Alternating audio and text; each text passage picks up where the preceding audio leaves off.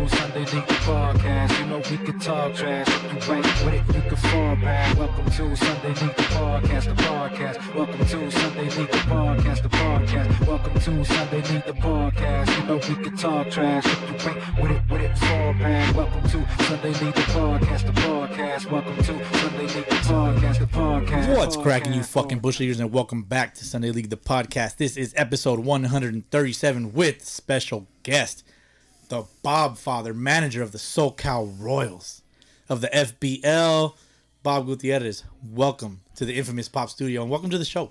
Thank you very much. I know you don't call yourself the Bob Father. No, I don't.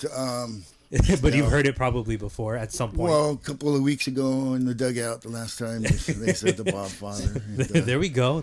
Yeah, it's not official. Well, maybe after I don't call today, myself the Bob Father. No, nobody ever does. Nobody ever calls themselves their nickname. Definitely. So, yeah, Boski, DH, we're here with Bob. We are here with Bob. Long time coming. Yeah, definitely. Per tradition, we're going to go around the horn with our fielder's choice. Bob, what are you drinking?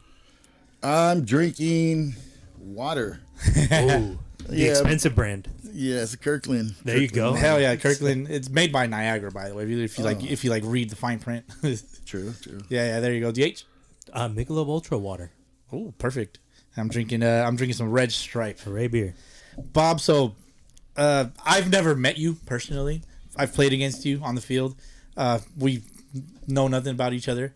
You probably know a little bit more about us simply because you've listened to the show, right? Right, absolutely. So something that I always ask people that I don't really know that are fans of the show, when is the first time you came across Sunday League the podcast and your first impressions about it?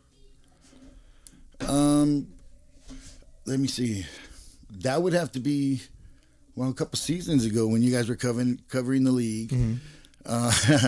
What I thought about it was, you guys had a couple of favorites out there, a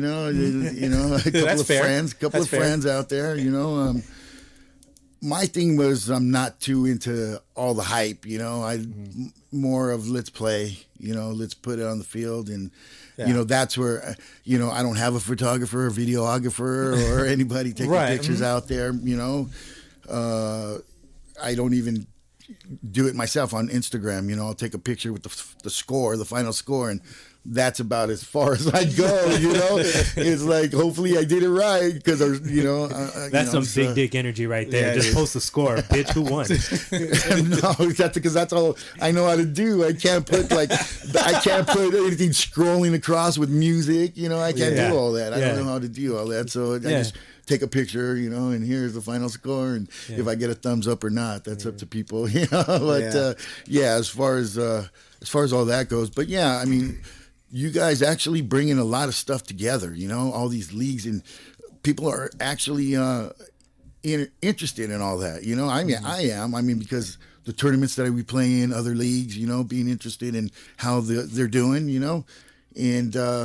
I think I enjoy it. I actually enjoy it. Yeah. But I started out I'll let them follow me, and then I'll follow you guys later once I see what's going on. And then it's just seeing what's going on. I think it's a good thing. I think, and it's just gonna get bigger. Bob's all about winning. It's all about the win. Yeah, continuous improvement. There you go. You just continuously improve. Your videos look nice, but did you win? I love that. Yeah. I have a lengthy question that I kind of had to type out for you. Yeah. So based on the simple fact that you've been a manager for 30 or 40 years? Yeah, 30 or 40 years. Going on 35 to 40 years. Yeah. Okay. So I know that you're not the average baseball fan. Just for the simple fact that you've been coaching for so long, right? Right. You've displayed success on the diamond, and therefore you strike me as the type of person that I know I can get along with, because we share a like mind with baseball and all that. But you simply understand baseball. But you as a diehard Dodgers fan, right? Did you have any hesitation accepting an invite to come on the show, knowing that me particularly, I'm a big time Dodger hater? Did you have any hesitation to come on? Absolutely not. Okay. No, that's separate. You know what I mean? I can't help with what goes on with those Dodgers. If I can, we would have some more rings. You know what I mean? Yeah. No, you can't. Yeah. I have to accept that because I just, I have nothing there. And there's more haters than you know what I mean? And, I'm sure that all the haters don't have more success than the Dodgers. There's not very many teams out there that do. So it's like, how many teams did your team win the division last year? Well, mine did. It's just like I can't help with the haters. Yeah, Boski, by the way, did your team win division last year? No. Did you make the playoffs? Non-22, no. Oh. Okay. 21.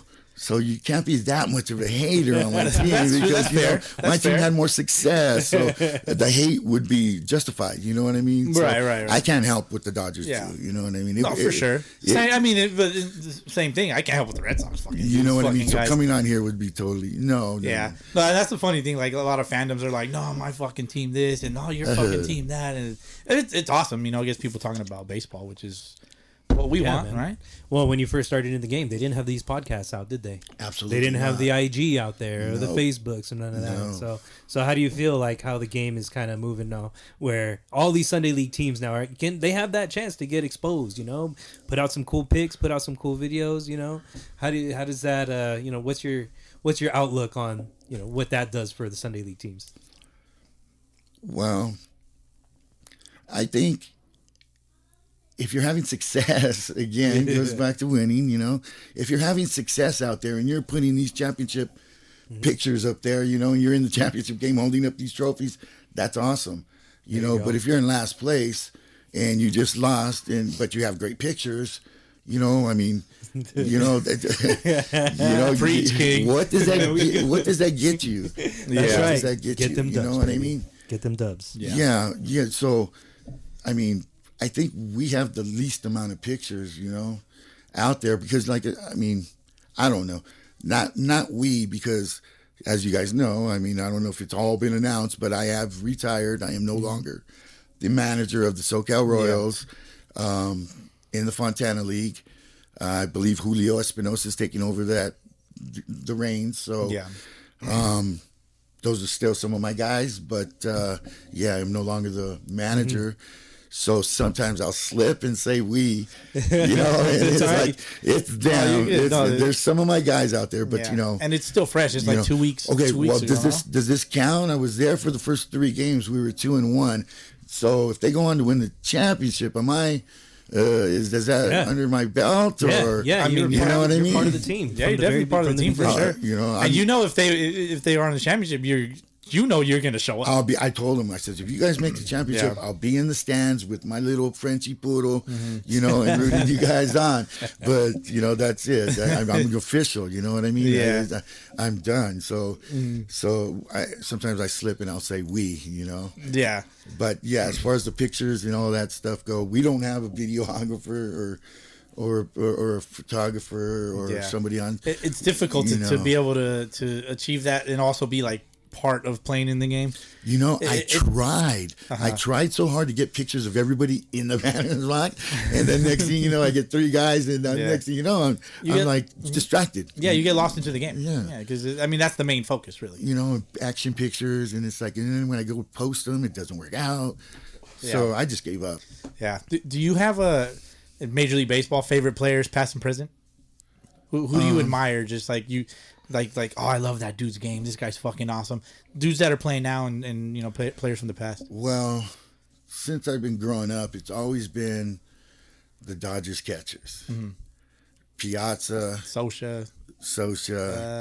Russell Martin, yeah. Yeah, it started with Steve Yeager, Campanella, and now Will Smith. Will Smith is legit. He's local, right? Yeah. So my current favorite player would be him, Will Smith, Dodgers got a guy in the minor league system coming up do. real quick. Yeah. Diego Cartaya. Cartaya. I remember we saw him at Rancho at a Quakes game, and he hit a bomb. And it was such a beautiful swing, and I told Boski he's going to be in the bigs. I don't know what they're going to do with that guy, because what are they going to do with him? I mean... Yeah. But the catchers, I respect that. Put him in DH or something? DH himself is a catcher. Oh, okay. Oh yeah, I came up playing in the Sunday Leagues catcher. That was my position coming up, but injuries now have put me behind the mic instead of behind the dish. Oh, okay. Stick to the mic, DH. Yep. No, I For caught sure. when I was younger. Oh yeah, Yeah, little league and stuff until I couldn't reach second base. So there goes the catcher. Uh-huh. I pretty much played first base because I didn't have to throw it in anywhere. there you go. Do you have any favorite baseball movies? I like. Let me see. Would you say you've seen them all? No, Okay. I really don't watch too many movies. What's the one? 41? Is there 42. 42? Oh, 42, yeah. 42. And there's also 61. 61. Yeah. 42 is Jackie Robinson. Jackie Robinson. 61 was the home run chase, Roger Maris and Mickey Mantle. Okay, I like the 41. Okay. 42. 42. Yeah, Okay. yeah. It's more recent, right? Yeah, Kind of yeah. recent. I enjoyed that movie. Yeah. One of the questions I like to ask people, what is it about baseball that just like makes you tick? It's just like it just turns on that fire inside of you. What about it? Well, I think it's the toughest game out there, and it's a team thing. You know what I mean? And I think one of the best feelings is when you can get a group of people to buy into something and to execute and have success. That's one of the best feelings, and that's what excites me about it. Is like the closer you come to playing the purest baseball. You know what I mean? And the less, obviously, the least amount of errors you make, the better chances of winning. And that's what we always shoot for. You always have a blueprint. You just need to follow the blueprint, execute it, and you can come on top. And that's what excites me about the game is everybody coming together, not just one player. You can't just have one player to have success. Team culture and clean baseball. Yeah, so you have some teams, they have success with the best players. You know what I mean? I don't think I ever had the best players. I've had success with the best teams. And it's because they were able to follow the blueprint, buy into it, follow the blueprint, execute. You know what I mean? Yeah. And having those players, and it all starts with the blueprint. Your core players, you know what I mean? Your core players. Yeah. And then your role players. Having your role players. You take out somebody from your core players, put in one of your role players. Yeah. And they're just as good. You know what I mean? They have just the same amount of heart and want, and it's like all those guys coming together and having success, and that's what excites me. You know what I mean? So Bob, Yes. manager of the SoCal Royals, former manager. Sorry, correct me if I'm wrong. But currently in the FBL, 7-time. 8 times. 8. Sorry, thank you Correction. for correcting me. 8-time champs of the FBL. All right. So tell us. I remember playing against the Royals, and every time we saw the Royals on the schedule, we knew we had to bring our A game. Cannot bring less than your A game because the Royals are going to take it to you no matter what. Yep. And 1 through 9, y'all had some of the best players that we've seen in the Fontana League. And Julio was one of them for sure. You knew when he was coming up, he was probably going to hit one out, right? But tell us, how did you put this team together? When did it all start for you in Fontana, or take us before if it was before then? So the way it started was back in the day. It would have to be 2009. We were still playing. This was the beginning of the adult. Okay. Prior to that, I did Little League for like 18 years. My kids were all grown in Little League. They were all gone, and I was still there. Coaching cousins' kids and stuff, and winning championships every other year. And so the adult league, it was my son, 3 of my boys and their friends decided to put a team together, and we're going to play this in a league, right? And it's like we had no idea what the adult league had. We had no idea. So we went out and we played. We were the Long Beach Dirtbags at the time. And no association with the college because we got asked that a lot. And we went out and played, and it was just fun, it was fun. We were like 500 team, it was like, And we came to the last game, and I was like I was telling you earlier, we needed to win, and 3 other teams had to lose and had to go the right way for us to make the playoffs. And sure, it happened. You know, it happened. So the first season we were together, we made the playoffs. And two playoff victories later, we're playing in the championship game. In your first season. In our first season. And we didn't expect this. You're like, damn, this feels good. Yeah.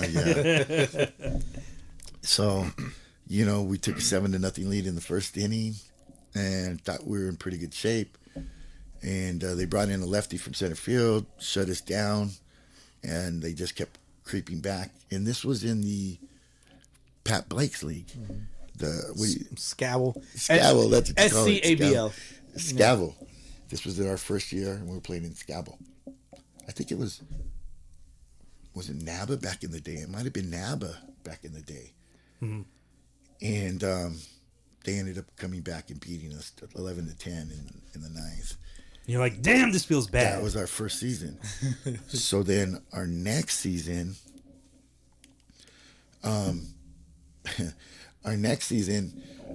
we ended up going to the tournament and the World Series. We went to the World Series. We went to the World Series with basically the same team and didn't have success. We didn't have. It was our first World Series. We took our Sunday team, added a couple players, and it didn't work out. So we stayed after to watch the World Series, the championship game. It was at Tempe Diablo Stadium. And I noticed that the team that was winning, the Patriots, had a bunch of players in their dugout. And then we had 14 guys, and our guys were like in the ward, like throughout the whole damn tournament. Yeah, same 14 guys. Asked my center fielder, "Are you okay?" And he's all like, "I can't feel my legs." Excuse me. That's not a good thing. No. I had to put a pitcher out there to give the guy a break. But so I counted the players that were on the Patriots team, and they had 28 players. That's twice as many. Yeah. So, I took that to heart. Next season, I showed up with 25 players, and we were still playing in Metal Bat.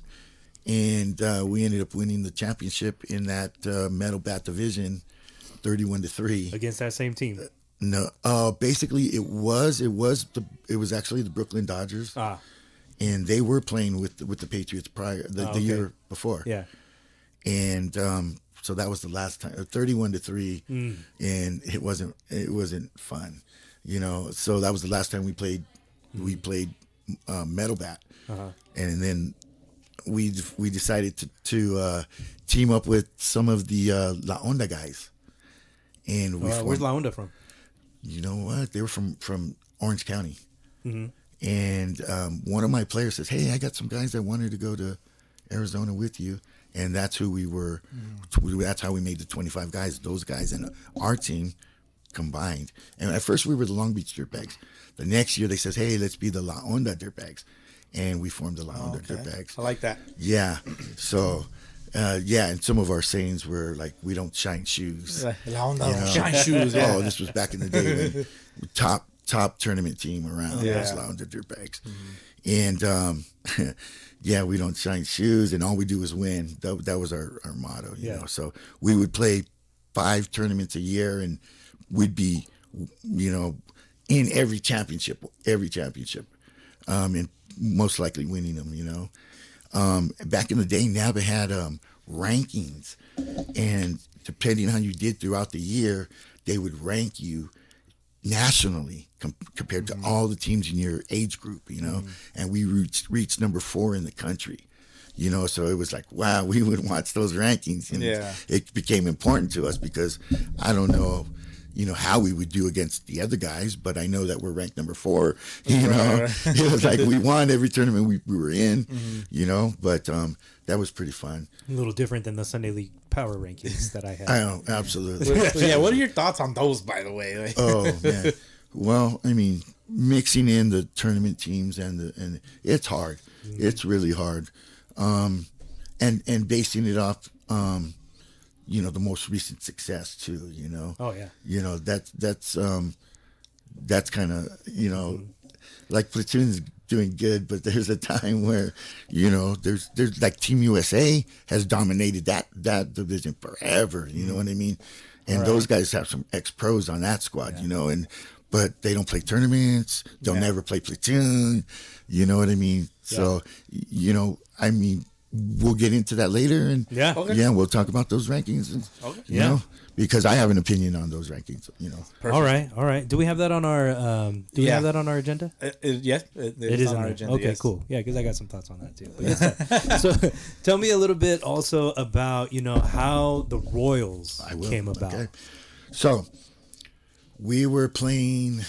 La Onda was playing in the World Series, and came to that point where, back in the day, it's funny because of that Charlie Brown thing that you had put up, what I had to go through, right?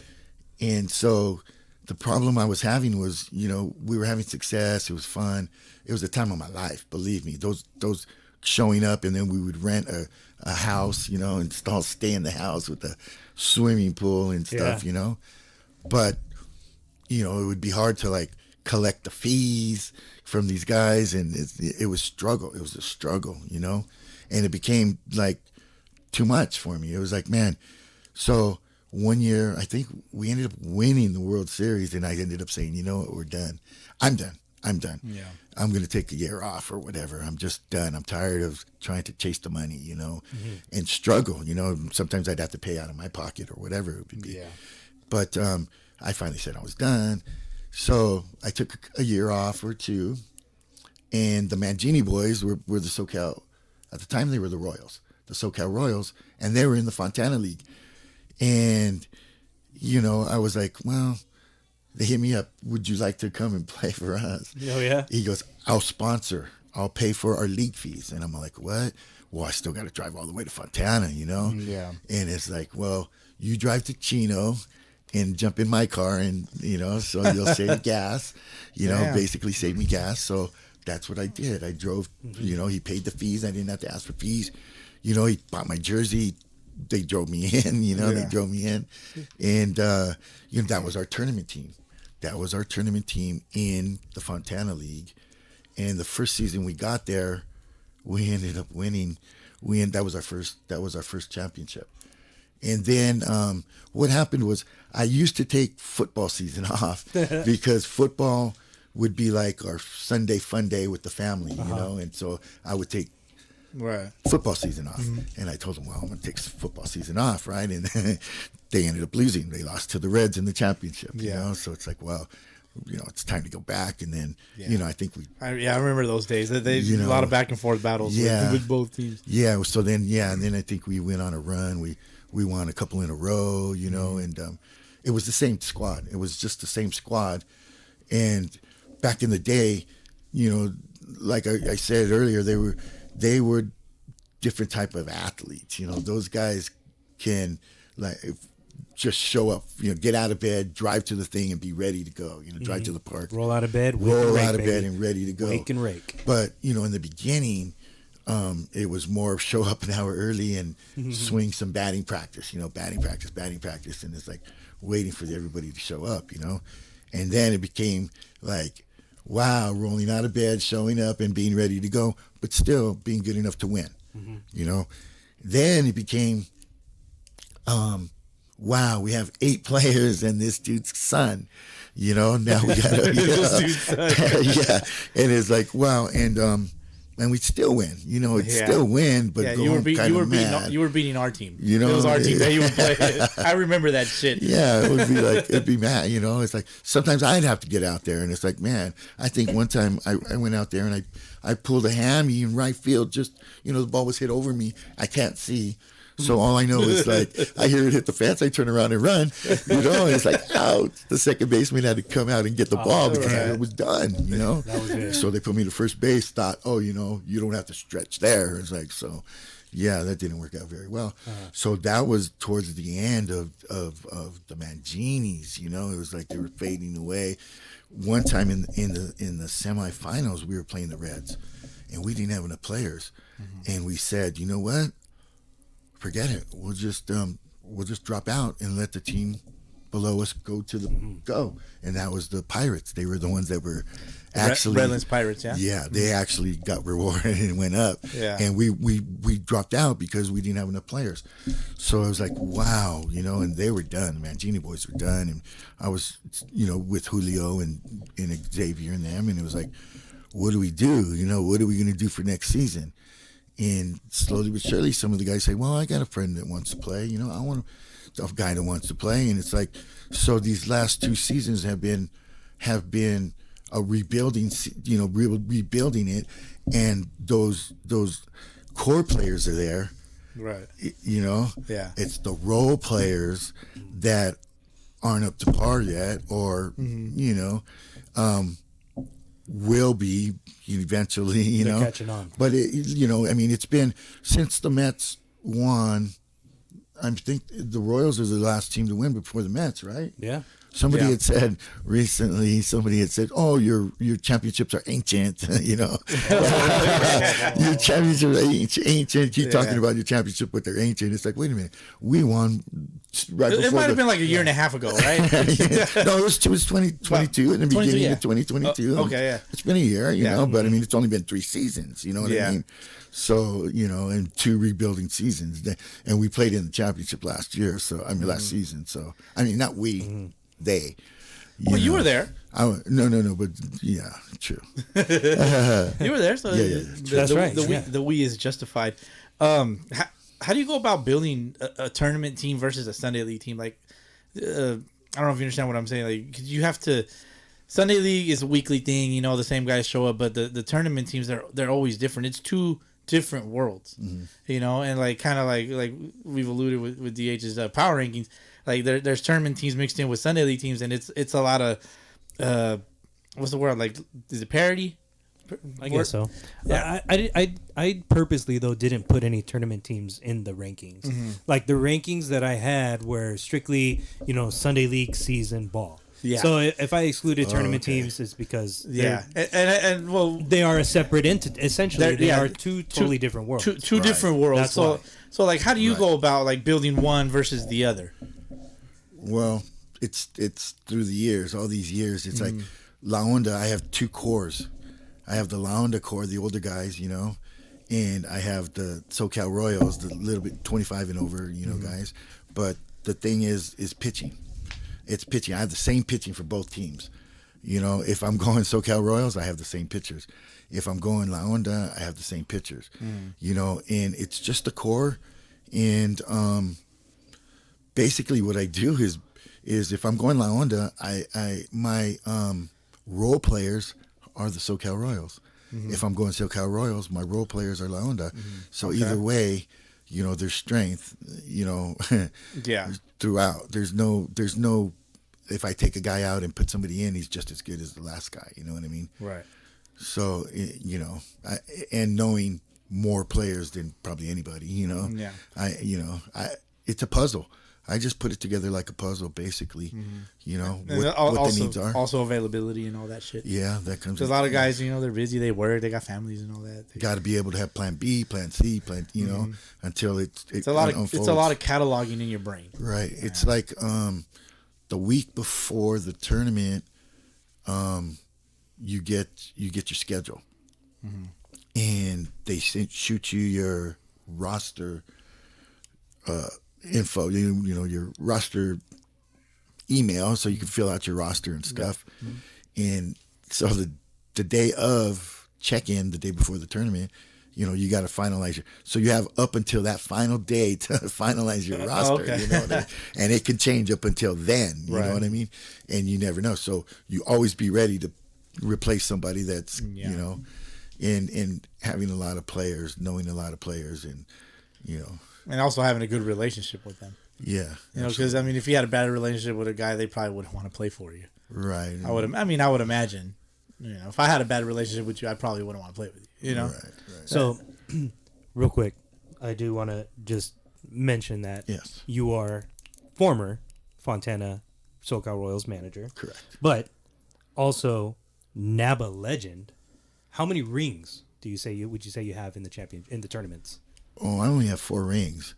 I'm not a NABA legend yet. Once I get in there. Yet. No, I need 4 to be rings nominated. is I pretty need to good. be nominated. I mean, how many people are there that would have more than 4? Oh, there's plenty. Yeah, I'm sure. In other states. Yeah, You know what I mean? but what? Yeah, but like SoCal. How do you go about getting nominated? Also, like, So, well, there was a rumor going around. Okay, so I don't know where you got that legend thing, but there was a rumor going around at the end of last year. I was told somebody from Colorado, one of my buddies from Colorado, says, "Hey, I was talking to the NABA, one of the guys from NABA, and they says, hey, I don't know why Bob's not doing any tournaments.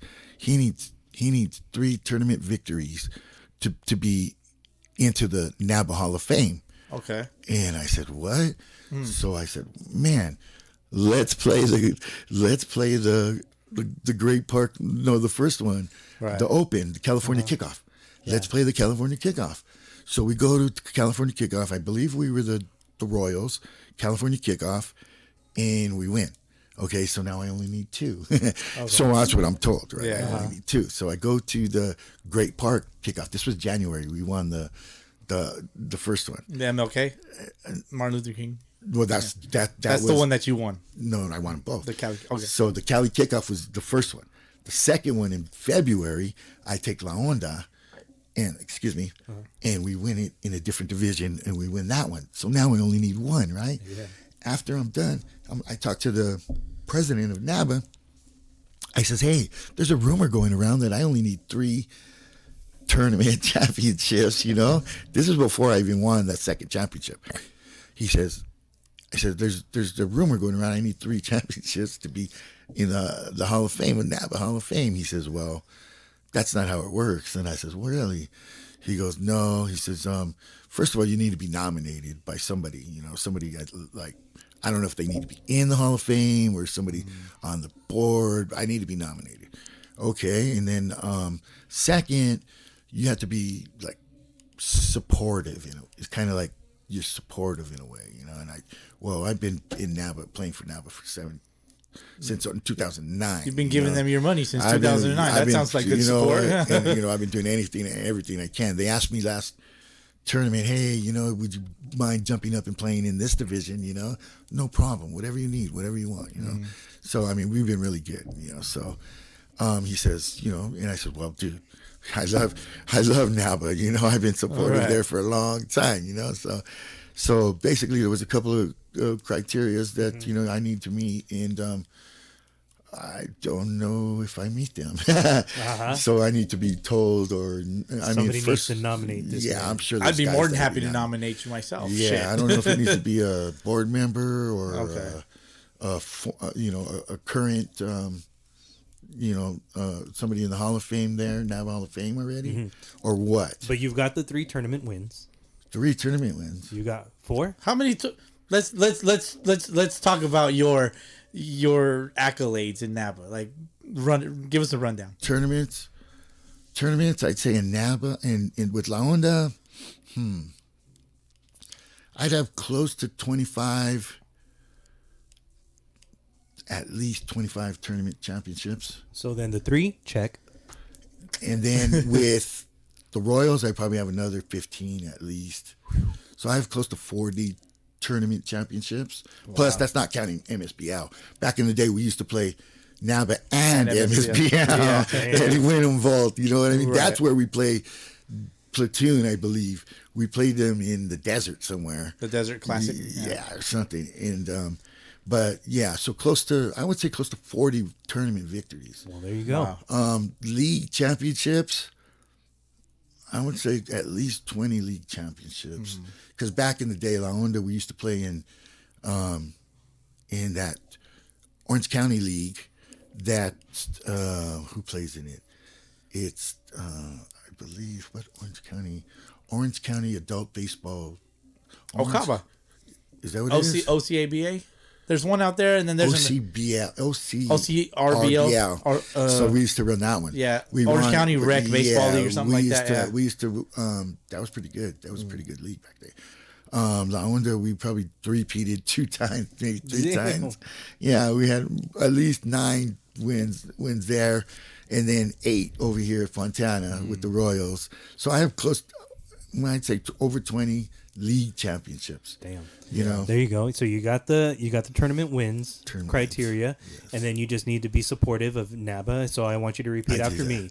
I, the Bob Father, fully support NABA and it's all of its endeavors. And all its endeavors. There we go. So now somebody give this man his fucking nomination. Yeah, seriously. Right now. Yeah. Wow, thank you. For real. I mean, you're a true NABA legend, true, Sunday League legend and all that stuff, man.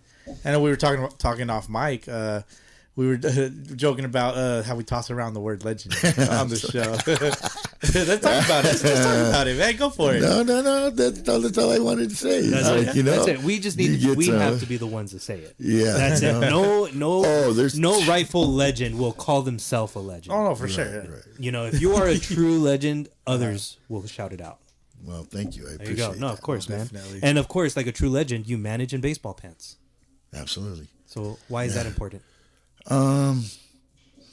Because one time I managed in like not biker shorts, but nice workout shorts, like gym, basketball shorts, gym shorts. No, they were like tight shorts, like the coaches wear. The coaches wear some tight shorts, and they wear the sliders underneath or something, but they wear those shorts on top.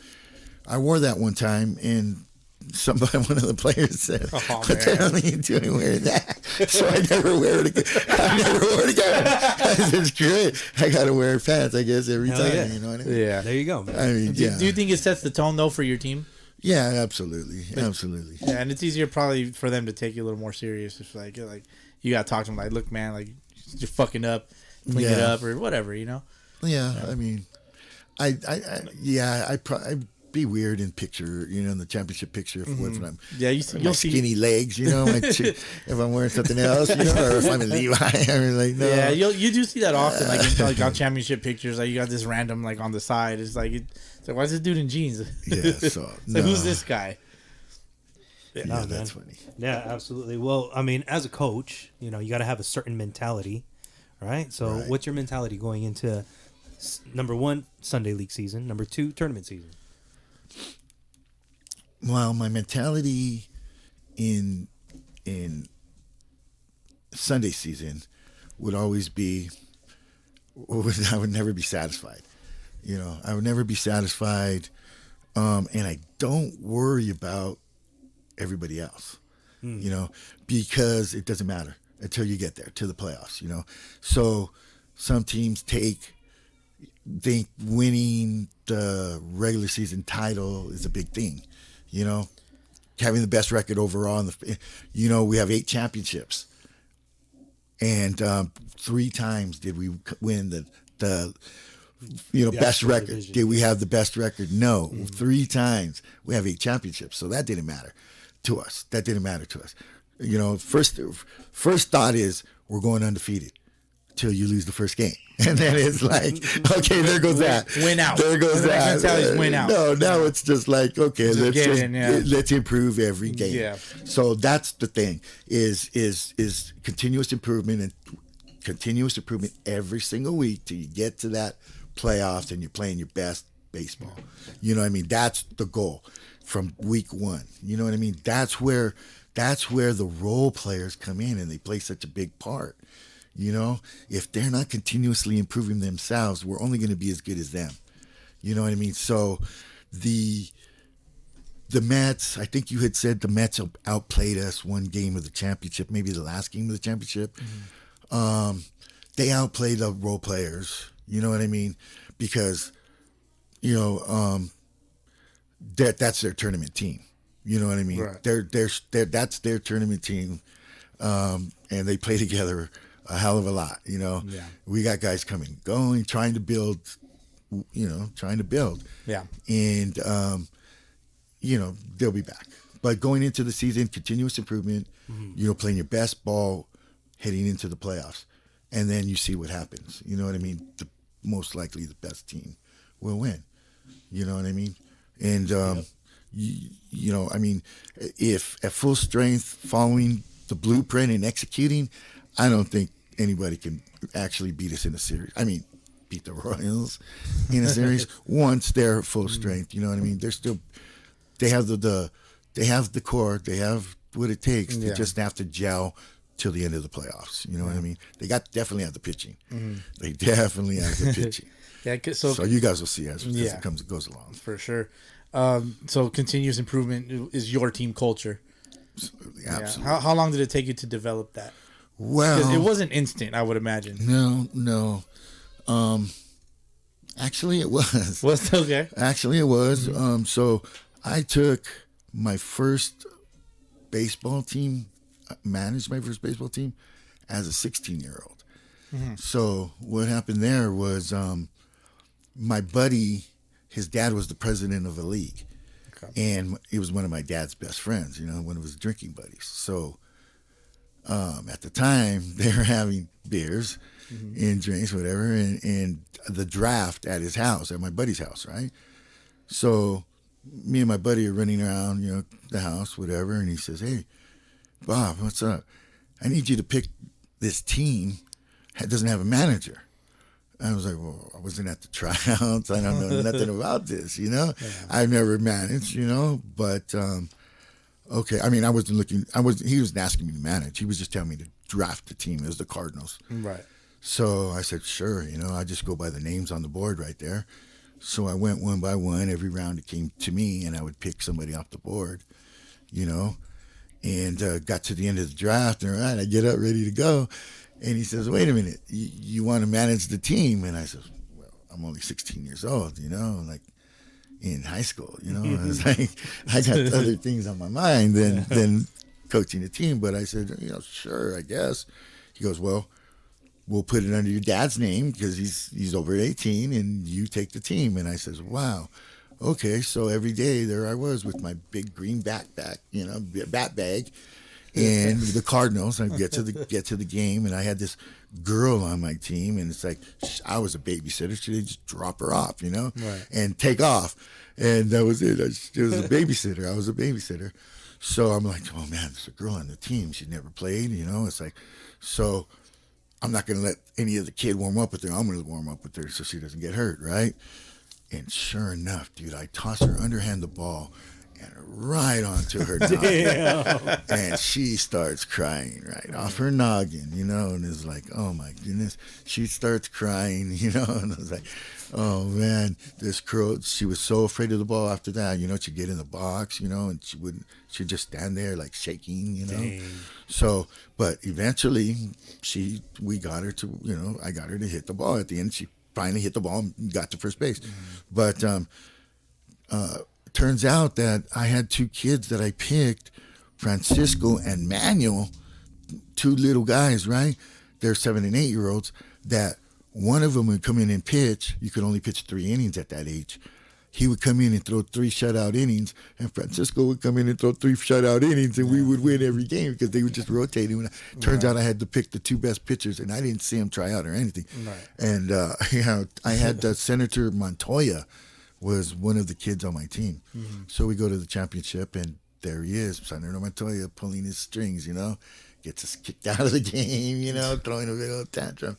But yeah, that's how I got started in coaching. Was at 16 years old, they threw me a team, and I picked it, and I ended up, you know, from then, but continuously improved. It was like, man, you know, same thing with the dirtbags, La Onda. We went to a tournament, an all-star tournament, right? We had like 4 or 5 of our teams. I ended up having 28 guys on my all-star team, right? I put 28 numbers in a hat and said, pick one. That's where you're batting. So I had 28 batters, right? So at the end of that all-star game, 12 of those dudes wanted to play on my team the next season. Wow. 12 for the all-star team. So next thing you know, we just kept getting better. Damn. Yeah, stacking it. Continuously improving. You know what I mean? It's in the beginning. It's like, wow. And then, you know, you got guys saying, hey, I got a guy. You know, it's like, all right, well, let's check them out. See, you know. You have a standard now. It would be, they come to me now and say, hey, I got a guy, you know, and it's like, that's where it got to.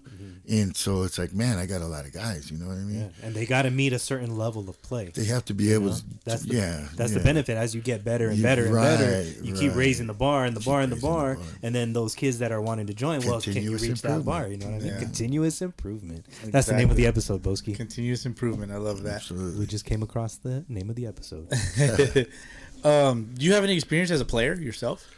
Just until high school. Just until high school? Well, actually, I got cut my freshman year in high school. And a lot of my friends that I was better than made the team.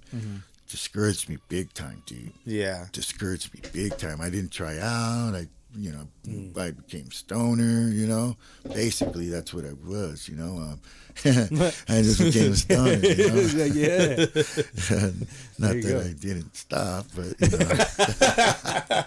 Tell us more. It's been 40-some years and still stoner. There you go, brother. Shoot. That's all right. Yeah. But you know what? I mean, out of all of these years, you know, playing tournaments with these guys, Sunday League season with these guys, what are some of the most interesting players that you've come across in your lifetime? Interesting players? I've Like had any funny stories, interesting. It's something interesting that sticks out in your mind. Well, I have a story that, you know, I have a kid. He's probably well, he was a kid when we started. Yeah. So this guy's a little bit of hothead. You know, he's my center fielder, and he can catch everything out there, right? And this guy's a little bit of a hothead. So one time he was on second base, and there was a base hit, and there was a play at the plate. So he's coming from second base. He's flying because he's fast, and he's coming at home at the same time as the ball. Well, we're playing in a tournament. It's no contact. Okay, no contact. So you avoid contact, right?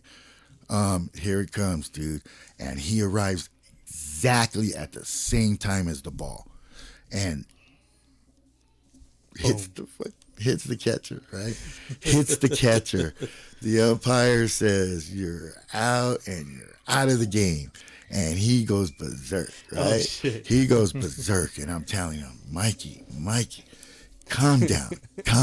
Just wait a minute, calm down. I'm holding him away from the umpire, right? And so I go, calm down, Mikey, calm down. I turn around and I talk to the umpire and I says, I understand there's no contact. I understand that. I says, but at the same time, it's like incidental contact. He came in there, and if you saw what I saw, he didn't know whether to slide. He didn't know whether to stand up. He didn't have no idea what to do. He didn't have no intention of running over that catcher. No intention whatsoever. It was coincidental that they ran into each other. It was not on purpose. I says, it just happened at the same time. It was coincidental. It was, you know, it was like, and so it was like, let me talk to the other blue. So he goes over there and talks to the other blue. And I told Mikey, I said, see, man, you should have been, shut up. How it's done, Mikey. Why are you cussing at this guy? You know, just listen, let me take care of it. So he comes back. The blue says, okay, you're out at the plate and you're back in the game. You're not kicked out of the game. So Mikey's like, what? And I said, see, I told you, dude. I told you. He bought that shit, dude. That it was just like at the same time, just like he didn't know whether to slide or not. Yeah. And he didn't do it on purpose. So he was out at home for running into him, but he got back in the game, right? The other manager goes crazy, dude. And the umpire says, you know, we talking about it, this and that, and he says, you're out of here to the other manager, right? He says, I'm out of here. You're out of here. And he looked at me, a big old scene and shit. It was like, that was so interesting because I told him, dude, who gets a player that's tossed back into the game? And gets the other manager tossed. And then the other manager got tossed. It was like, dude, that was legit. Legendary. You know what I mean? That was legit. That's legendary, yeah, for sure. You know what I mean? Yeah, so I mean, I got away with umpires. First thing I say is I never met a blue I don't like. You know what I mean? So it's like they buy into that. So it's like, dude. Oh, I'm honored. I'm honored. I never. Hey, I didn't tell you that too. That's right. I never met a blue-eyed doing line. I umpired game 2 of the FBL championship last season, based on pure need, of course. Based on pure need. But before we get into our cup check, I have a little game that I want to play with you. Don't worry, we will keep the lights on. Thank goodness. But I want you to think back to some of your more recent Royals teams. Okay. All right, and this game is called "Who is the most likely to?" Okay. And I want you to tell me the first player that comes to your mind when I ask you, "Who is the most likely to be the best salesperson?" The best salesperson. Since we're talking about you selling to the umpire to get your guy back on the team, so who on your most recent Royals teams would be the best salesperson? I would have to say Patrick Kelly. All right. Yeah, he's got the looks, and he knows. He's good, well spoken. Oh. You know what I mean? Yeah, Okay. he is. He Let it- sure is. Yeah. Let it be known, Patrick's a dime. All right. Who's the most who's the most likely to save a cat from a tree? Let me see. Save a cat from a tree. That would be my center fielder. All right. Yeah. Let me see. Save a cat because he could probably climb up there. Okay. Who's got a heart of Honestly. gold? Who would see a cat in danger and think, "Oh no, I must save him"? Well, because he's a kid. All right. I would have to say Zabian. Zabian, yeah. Zabian would do it. Okay. Zabian Neela. How about who would be the most likely to help deliver a baby if a woman goes into labor when stuck in a jammed elevator? Oh, wow. That would be Xavier.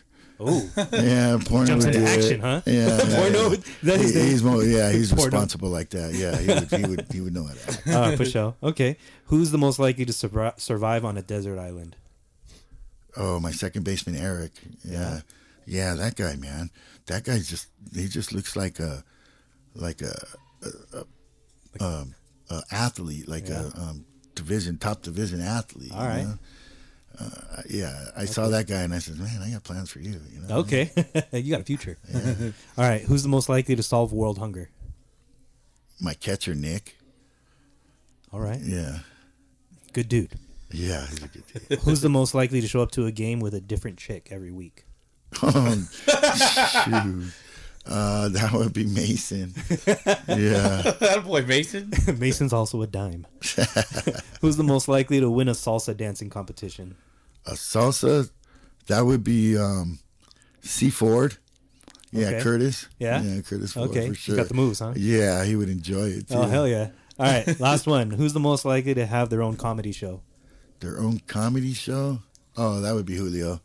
Well, he tries to be funny, but he tries to be funny, But yeah, Julio would be the comedy show. Yeah. All right. Nice. For sure. There you go. All right. All right, man. I think Boski, it's about time. About time. Time of that Cup check. up check. We'll be back. We'll be back. What are you, a Yankee fan? Yeah. Sit down.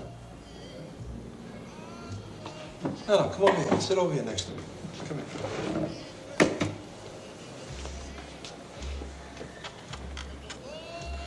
So you must be pretty upset after the Yankees lost. Bill Mazeroski. I hate him. He made Mickey Mantle cry. The paper said that the Mick was crying. Mickey Mantle, is that what you're upset about? Mickey Mantle makes $100,000 a year. How much does your father make? I don't know. You don't know. Well, see if your father can't pay the rent. Go ask Mickey Mantle and see what he tells you. Mickey Mantle don't care about you, so why should you care about him? Nobody cares. Can I ask you something? Sure. Did you shoot that man over Balkan's base?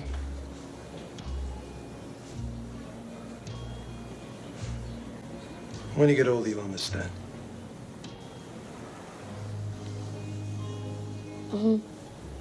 From that day on, I never felt the same way about the Yankees again.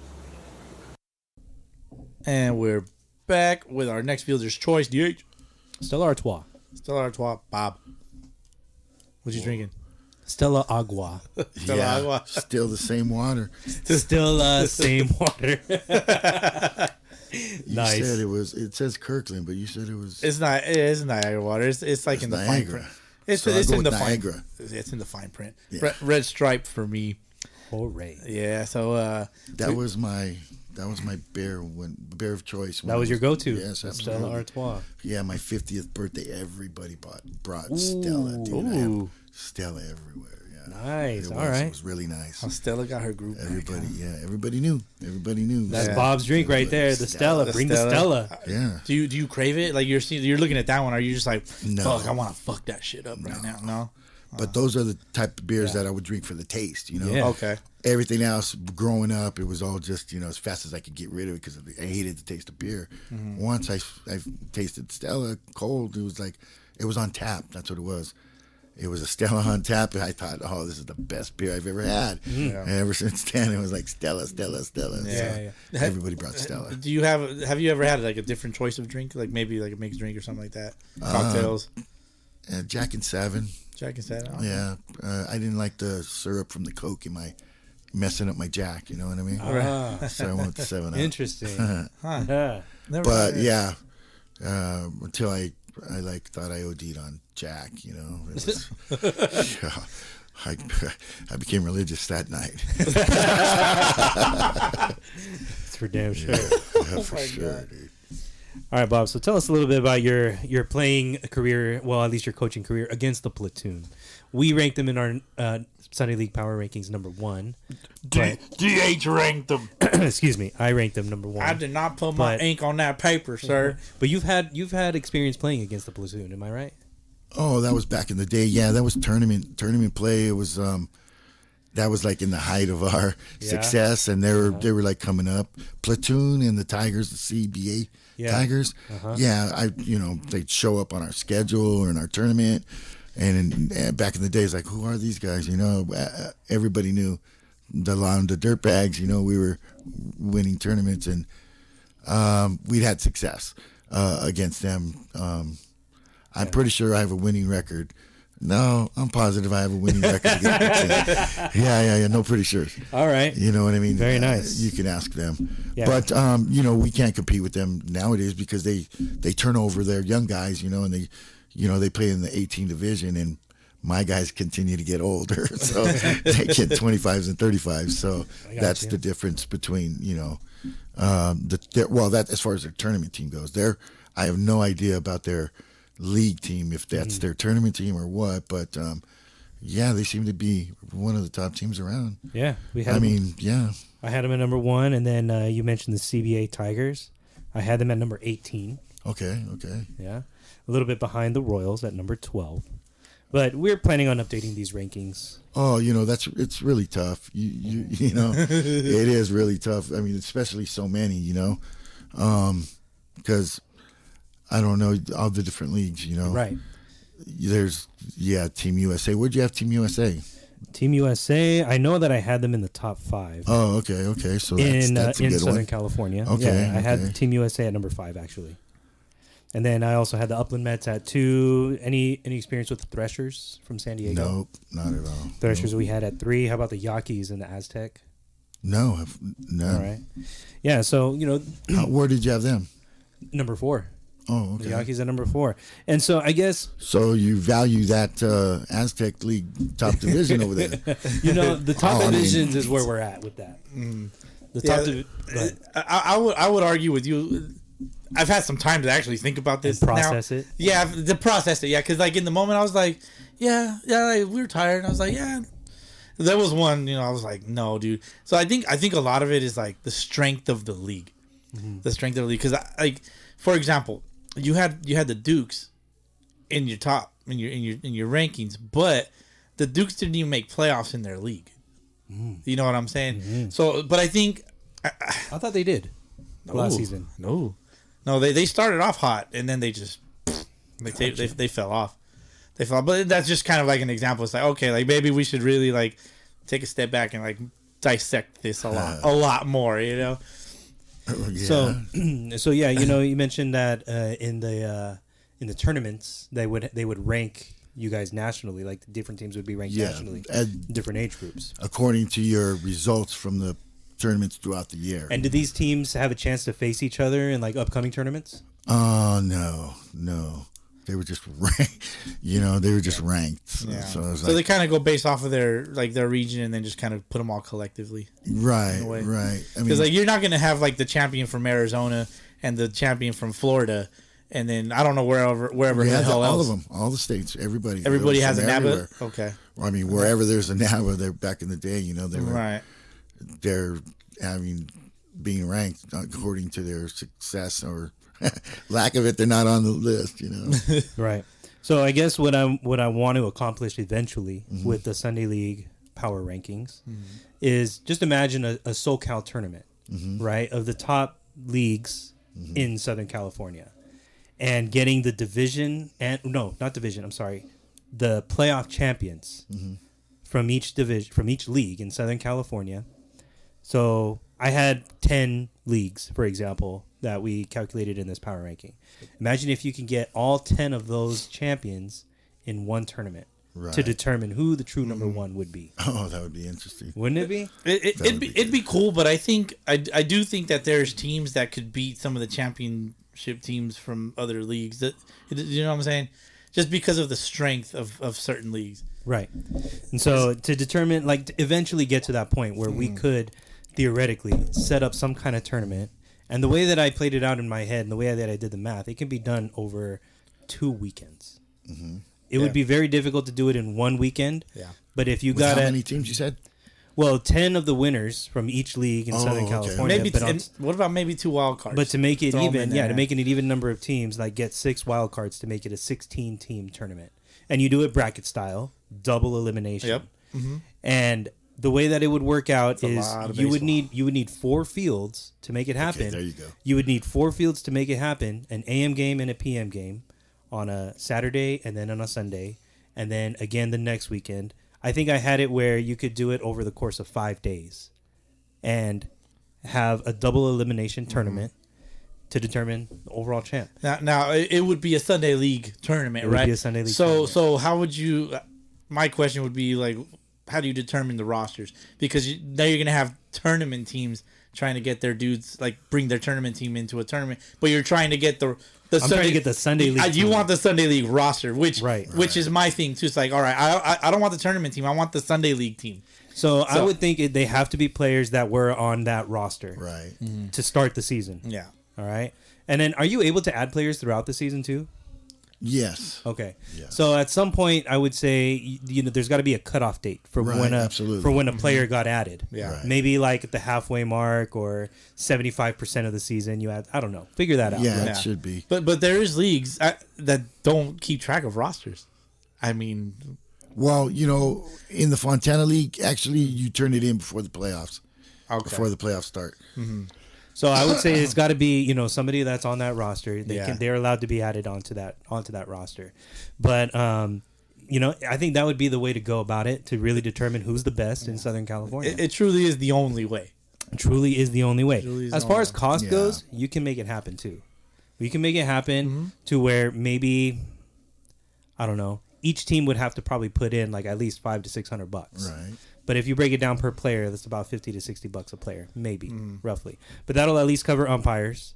That'll cover scorekeepers. That'll cover fields. That's really all you need. Oh, insurance, I guess. But whatever. You worry about don't get hurt. You worry about the field coverage. You worry about the umpires, and then some scorekeepers. I mean, yeah, I did the math. I think we can make it work if the teams could somehow find a way to do it financially or get a sponsor. Yeah. I'd love a sponsor. What do you think you could do with a sponsored team? Oh man, I'd win every tournament. Yeah? Absolutely, without a doubt. I've never had a sponsored. I never had a sponsored team. Done it the hard way, collecting and We'll talk about some of those struggles doing it the hard way. Yeah, we would all. So, didn't matter what kind of car I had. It's one time I had a Toyota Camry. We packed it in there and we put everything in the trunk. It was like a lowrider, and we're all in there, man. And How many dudes? What'd you pack in the trunk? Bags or the players? bags, all of the bags. Players? No, the players were like, I think there was 4 in the back. There was 6 of us in there. And one time I took my Suburban. Oh, fuck. And you loaded that motherfucker up. we tied stuff to the top, and I'm flying through. We're coming through like the 60 or the 10 when it starts to go like where they meet, and then all of a sudden it starts going like this, right? Yeah. And I'm going through the windy road there, and oh my God, I thought for sure this truck is going up. We packed too much stuff on top on the roof, so I can feel it. I can feel it going over. It was like I had to slow down, I had to slow down. One time, my car broke down in Blythe. I had 4 of us. Oops. Middle of nowhere. And it's like, wow. Well, the guy's coming up. We'll pick up you two, and I'll stay with this guy, Johnny, and we'll wait for, we'll get a rental and this and that. And my dad's coming from Whittier with this trailer to get my car. Yeah. Actually, it was my mom's car. It was her Lexus. And I said, Mom, can I borrow your car? And she's like, well, she's not going to tell me no. I'm her mijo, I was like, yeah, absolutely. You can take my car. Okay, cool. So, I'm trying to get there. It's like a straight line. You're trying to get there a straight line as fast as you can, So I'm punching this, Lexus. Well, it blows up in Blythe, the transmission. And it blows up in Blythe. My dad's upset. He gets there, with my brother, forever. It took forever. Gets to Blythe, and he's upset. I'm like, why are you upset? Well, because you knew it had a bad transmission. I says, I had no idea it had a bad transmission. I wouldn't have asked my mom, why did you let me take your car if it had a bad transmission? Well, I didn't want to tell you no. Dude, You're my meatball. Set me up, man. Dang, man. So the reason why I took her car was back in the day, my car didn't have tags, so I didn't want to drive my car to Arizona with no tags. All these fools in my car, It's like, dude. So sure enough, we did, and so that's the car they towed out there was the one with no tags. So the whole weekend I had the car, and then I drove all the way back with the car with no tags. Anyways, you gotta do what you gotta do. Man, you gotta get the you team know what out I there. mean? Yeah, we got the team out there, but there's some of the struggles. I'd pay for a room, and everybody's in my room. 5 people in my room. It was Sleeping on the floor. Hey, but that was the best times, though. That was some best times. In the first day, you didn't learn because you're tired because you guys stayed up too long. It was like, hey, but we had a good time.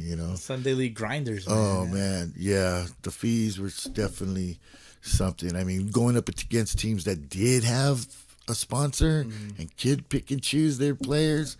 And then us putting it together and a bunch of us in a room, struggling. It's like, dude, we would go the $5 footlongs. We would live off $5 footlongs. Oh, shit, yeah. When they actually cost $5. Yeah, when they were $5 footlongs, man. We'd split it, for breakfast. Breakfast, we would hit Jack McDonald's, and then lunch and dinner would be $5 footlongs because we could walk to it, Yeah.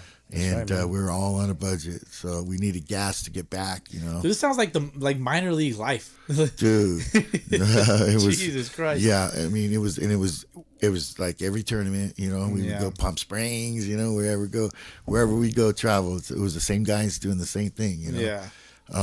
It got to where we were so good that we got a little wild, and then struggled, but. It was a great time. It was a really good time. You definitely build a lot of team bonding doing shit like that. Absolutely. Yeah. You look back on your days and you're just like, man, remember when we were doing this shit? Remember we were doing that shit? Yeah, so like when we were in a group text, it's like, it's like yesterday. It's like the same dudes, doing the same damn things. Yeah. Same fucking jokes on the same dudes, right? Like, oh shit, That's hilarious. Yeah. So I mean, it's never been easy, but we did it the hard way.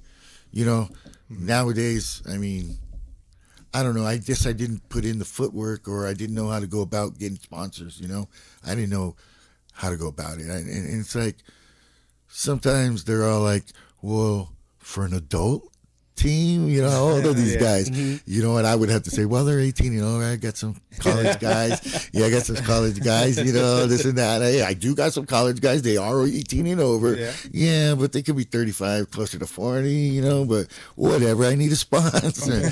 I can't see myself going out and doing that shit. Right. So, it is what it is. Yeah, it is what it is. So, Let's shift gears a little bit and talk about the current Fontana Baseball League. Okay. We want to get your take on a couple of the teams out there and get your opinion. Maybe see if you have any favorites. So, in the majors division of the Fontana League, bringing up the bottom right now, you got the Brew Crew and the IE Marlins. And then you got the Gators, currently at 1-2. The Sun Devils, surprisingly at 1-1 at the moment. Yeah.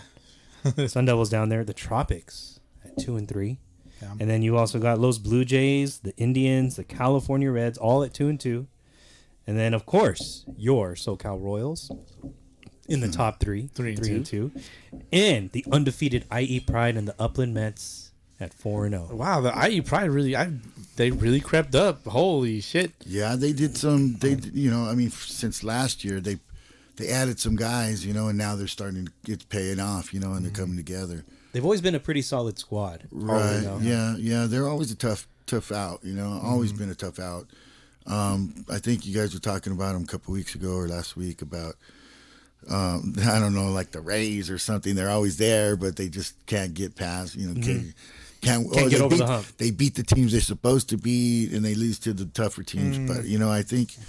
Well, is that where you want to start? Because we can start from the bottom and work our way up. Go for it. Let's you do know it. what I mean? The Brew Crew, I don't think they're going to have a shot.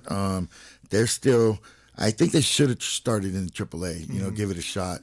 Yeah. If they were in AAA, who would you pull up? The Yankees.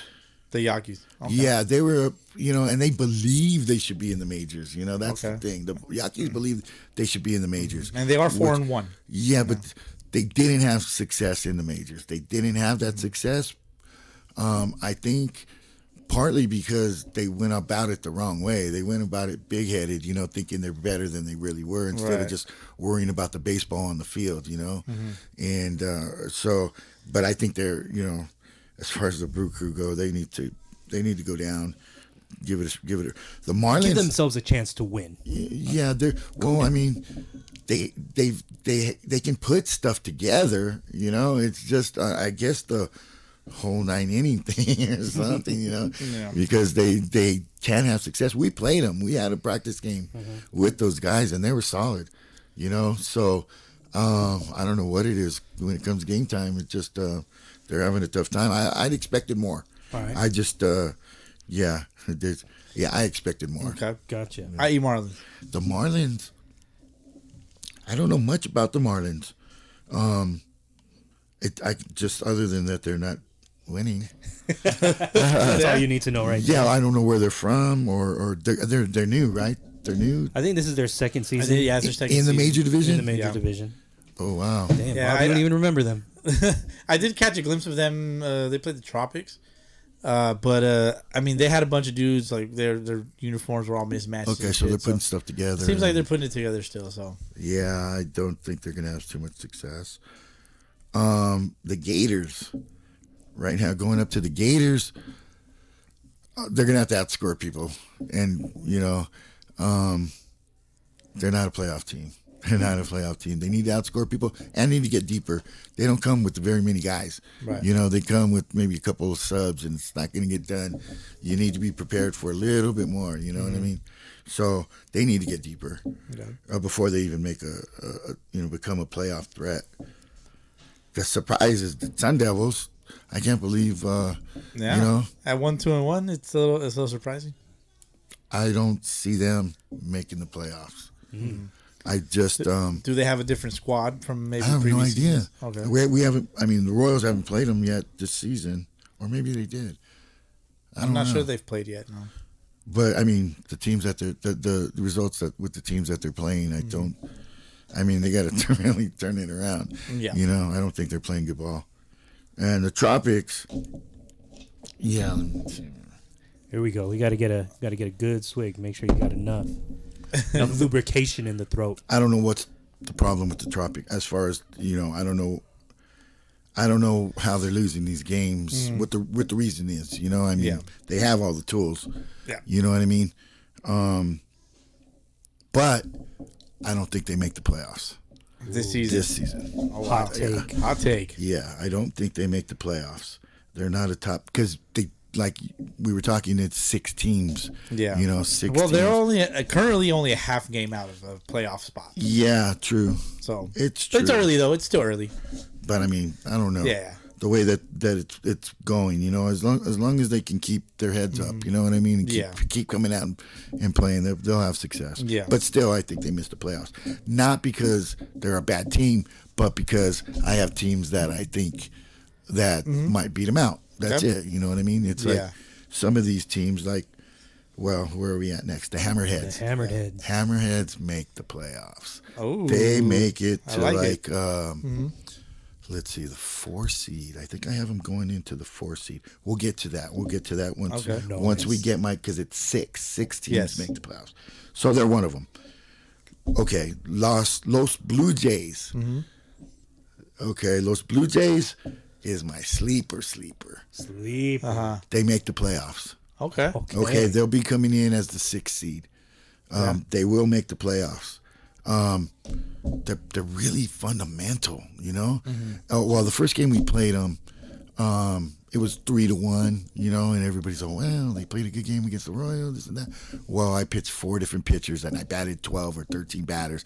Right. You know, it wasn't, you know, so, but I was impressed off that first game. I was, you know, in situationals, they were doing things. They were thinking, you know. Right. Like, this dude tried to bunt somebody in from third base. It's like, wow, who would think of that? You know, it was good. It was a good move. There you go. So they're fundamental. I think they make the playoffs. The Indians, I don't. They're not going to make the playoffs. They're having some success right now, but once they go through the roster, they're not going to make the playoffs. I mean, their schedule. The Reds, the California Reds, wow. Let me see, how many do I need? 6, right? 1, 2. Yeah. The Reds don't make the playoffs. Really? Okay. Yeah. I don't, let's see, is that, let's see, 1, 2, yeah. I have the Royals making the playoffs. The Pride is the surprise team. That's the team that they're going to get the 2 seed. They will be the 2 seed. Okay. And the Mets, of course, will be the 1 seed. So we got the Mets at 1 seed, the Pride at 2, the Royals at 3, the 4 seed. I have the Hammered Heads getting the 4 seed. I have, let's see. Oh, you know what? So the 5th seed is the Blue Jays. So the 6th seed would be between the Reds, the Tropics, the Reds and the Tropics for the 6th seed. Okay. And you know, so they do have a shot. So both the Reds and the Tropics have a shot for that 6th seed. Yeah. But my surprise team is the Blue Jays. Yeah, I heard they added a player that might help them, you know. Pretty good guy that I had an eye on. So I know he can help them. All right. So, yeah, I believe they will make the playoffs. So the buys would be who? The Mets and the Pride would get the buys. So the 3 seed would be the Royals, and they would be playing the 6th seed, who would be the Reds. And then the Los Blue Jays would be playing the Hammerheads. So that's a good matchup. Yeah. That particular matchup is pretty good. It is. It is a good matchup. By that time, I'm going to have to go. You know, I'm going to have to go with the Hammerheads and by that time. Okay. Because, you know, in the beginning, before even anybody played a first pitch or anything, right, I had them in my top 3 in the league. Okay. You know, so maybe I overrated Aztec lead. I don't know. Maybe I, gave it more credit, like you, with those Yaquis, right? In the top 5. Yeah, with that Aztec League championship. So, we'll see. But I have the Royals playing who would it be? Would it be the Reds? You said you had the Reds. No. They'll beat the Reds. The Royals will beat the Reds. They always beat the Reds. So it would be the Royals playing. They'll be the 3 seed playing the Pride, and the 4 seed would be the Hammerheads playing the Mets in the semi. Okay. So Hammerheads and Mets on one side. I got the Mets winning that one. Okay. I have the Royals beating the Pride. The Pride are going to be good. They'll be top 4 this time, though. So you got a rematch. So I got a rematch. Yeah. The championship. Yeah, and I believe that. Yeah, by that time the Royals should be pitching wise, and you know how I say you get improvement all the way to the playoffs. If they do that, they can't be beat in a 3-game series, 2-game series, or whatever. But that's who I have another rematch. Okay. Those are the top 2 teams in this division, but the Pride aren't too far off. You know what I mean? The Pride could surprise somebody, and depending on the seeding, who they play. You just never know. Catch them at a bad time. They might beat the Royals. Who knows? You never know. Well, the Reds beat the Pride in the last playoff round.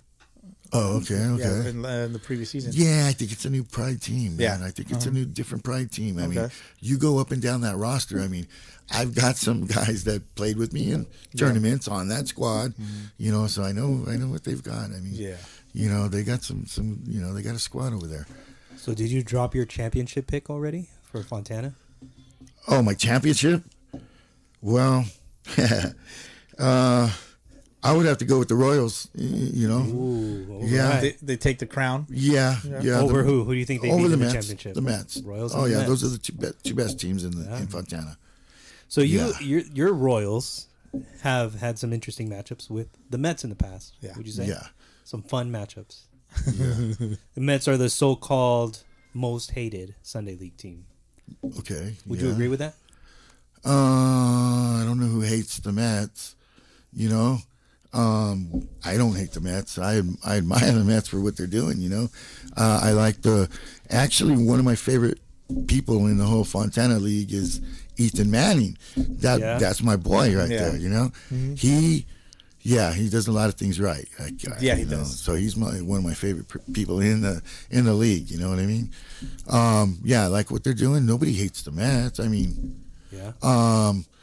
maybe when they're bringing showing alcohol pictures in the dugout bottles of freaking whiskey and stuff. It's not. We don't do that stuff. But I mean, back in the day, because people were telling them, "Hey, you can't do that. You can't do that." They're saying, "Oh, no fun league. Hey, everybody hates the Mets." Nobody hates the Mets. Especially playing them, and you got to respect them. You got to respect them, and that was the thing. I mean. Some of us back in the day were old school, and we were first seeing that, and them having a good time and dancing, and some people take it wrong way, but because you're old school, Right, it was more like Bush League to people, Right. It was kind of Bush League. You don't do that showing me up, you know what I mean? So, people have to understand. That's not what's going on here. They're having a good time. They're having some success. Yeah. That's what they do. And they try to do it to get in your heads. Dude, I preach that and I tell them they that. have a and game it's like plan and they execute their game plan. Yeah. Absolutely. It's your fault if you fall for that. It's not their fault. Hey, man. You know what I mean? We were having a pretty good talk, Bob and I, on the cup check. Right before we started recording the second part, Bob mentioned to me that back in the day, you did not call another ball player a bush leaguer. Like that was the ultimate offense back in the day. If you call the ball player a bush leaguer, because that means that you were cheating, that you weren't playing the game the right way, right? That you're basically a scumbag, right? It's basically like a scumbag ball fake player. tag, like you're doing a fake tag, or you know what I mean? That is fucking bush league. You know what I mean? But we throw it around like it's an affectionate term. I know. We start every single episode. Well, I mean, with, that's what I tell you. Now that I'm out of it, you can call them all bush leaguers. Don't associate me with that. I ain't no bush leaguer. That's what I was telling. I was messing around, but don't call me. Yeah, no bush I mean, leaguer. here the fucking bush leaguer is a term of endearment, man. Term of endearment. I know. I just busted your balls. No, for sure. That's some of my, supposed to do that. Right, right. Of But course. Because I was part of it, and you guys were calling me bush leaguer, and it's like, dude. What do you mean? I do everything by legit, But I still think too, like there's a level of I guess respect that has to still be maintained in a game. Like you can't just be like fuck you and this and that, like there, because it's just, in football, for example, like you get flagged for unsportsmanlike conduct, right?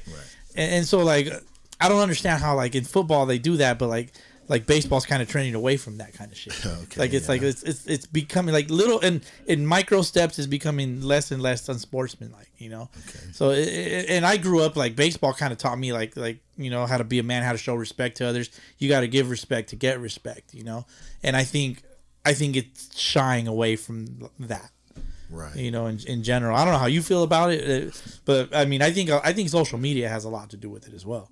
Yeah. You Well, know? not just that, but the rules are changing a little bit. You know, as far as taking the catchers out, breaking up double plays, you know, throwing the ball inside, kind of thing. You know, they're changing the game by the rules themselves too. And it's just the way it is, I guess. Yeah, it's kind of weird, you know, changing the game of baseball. It's Yeah, like, what's wrong with it? And now you know? you got now in Major League Baseball, you're gonna have those bigger bases. So you're gonna those big giant bases. That trips me out. True? Yeah. It's gonna come out next season. They're huge. Yeah, that's coming out. And then you got The whole 3 inches. you're Bob. gonna have a pitch clock. Yeah. Well, that's crazy. You're gonna have a pitch clock, and not only that, you're gonna have a Well, clock. so what's the penalty if you? A if balk. I'm saying beep, It's a balk. it's a balk. If a pitcher doesn't deliver the ball within 15 seconds of receiving the throwback from the catcher. Yeah, I think like there's a time discrepancy. Like if you're in a windup, there's a certain amount of time, and the stretch is a certain amount of time as well. Well, with runners Yeah. on base, you get 20 seconds. to Yeah, deliver it's the something. ball. It's something like that. Yeah. That's ridiculous. Yeah, that's the way the game's Exactly right. Like let's just take our time. You know. Did you guys see the other day? I want to say maybe it was yesterday. There was a batter. It was a college game, I think, and he was calling. He's time, and the umpire. He had plenty of time to grant him time. He didn't do it. The batter's just like time, and he just didn't. He didn't do it. The pitcher ends up throwing a ball. He walks, but like at the end of the day, I understand that he doesn't have to grant time, Right. but he asked for it like with plenty of time. Wow. The pitcher wasn't about to release the ball, and then he asked. You know, it was. I think the umpire could have done that, and so I don't know, dude. That's personal. Sounds personal. It sounds yeah. Yeah, it's a lot of different rule changes coming down the line, and I wonder if it'll ever affect the Sunday leagues at some point. I think the bases might maybe one day because that's easily acquired, right? Like if they make them readily available for leagues to purchase, then leagues can just buy them, right?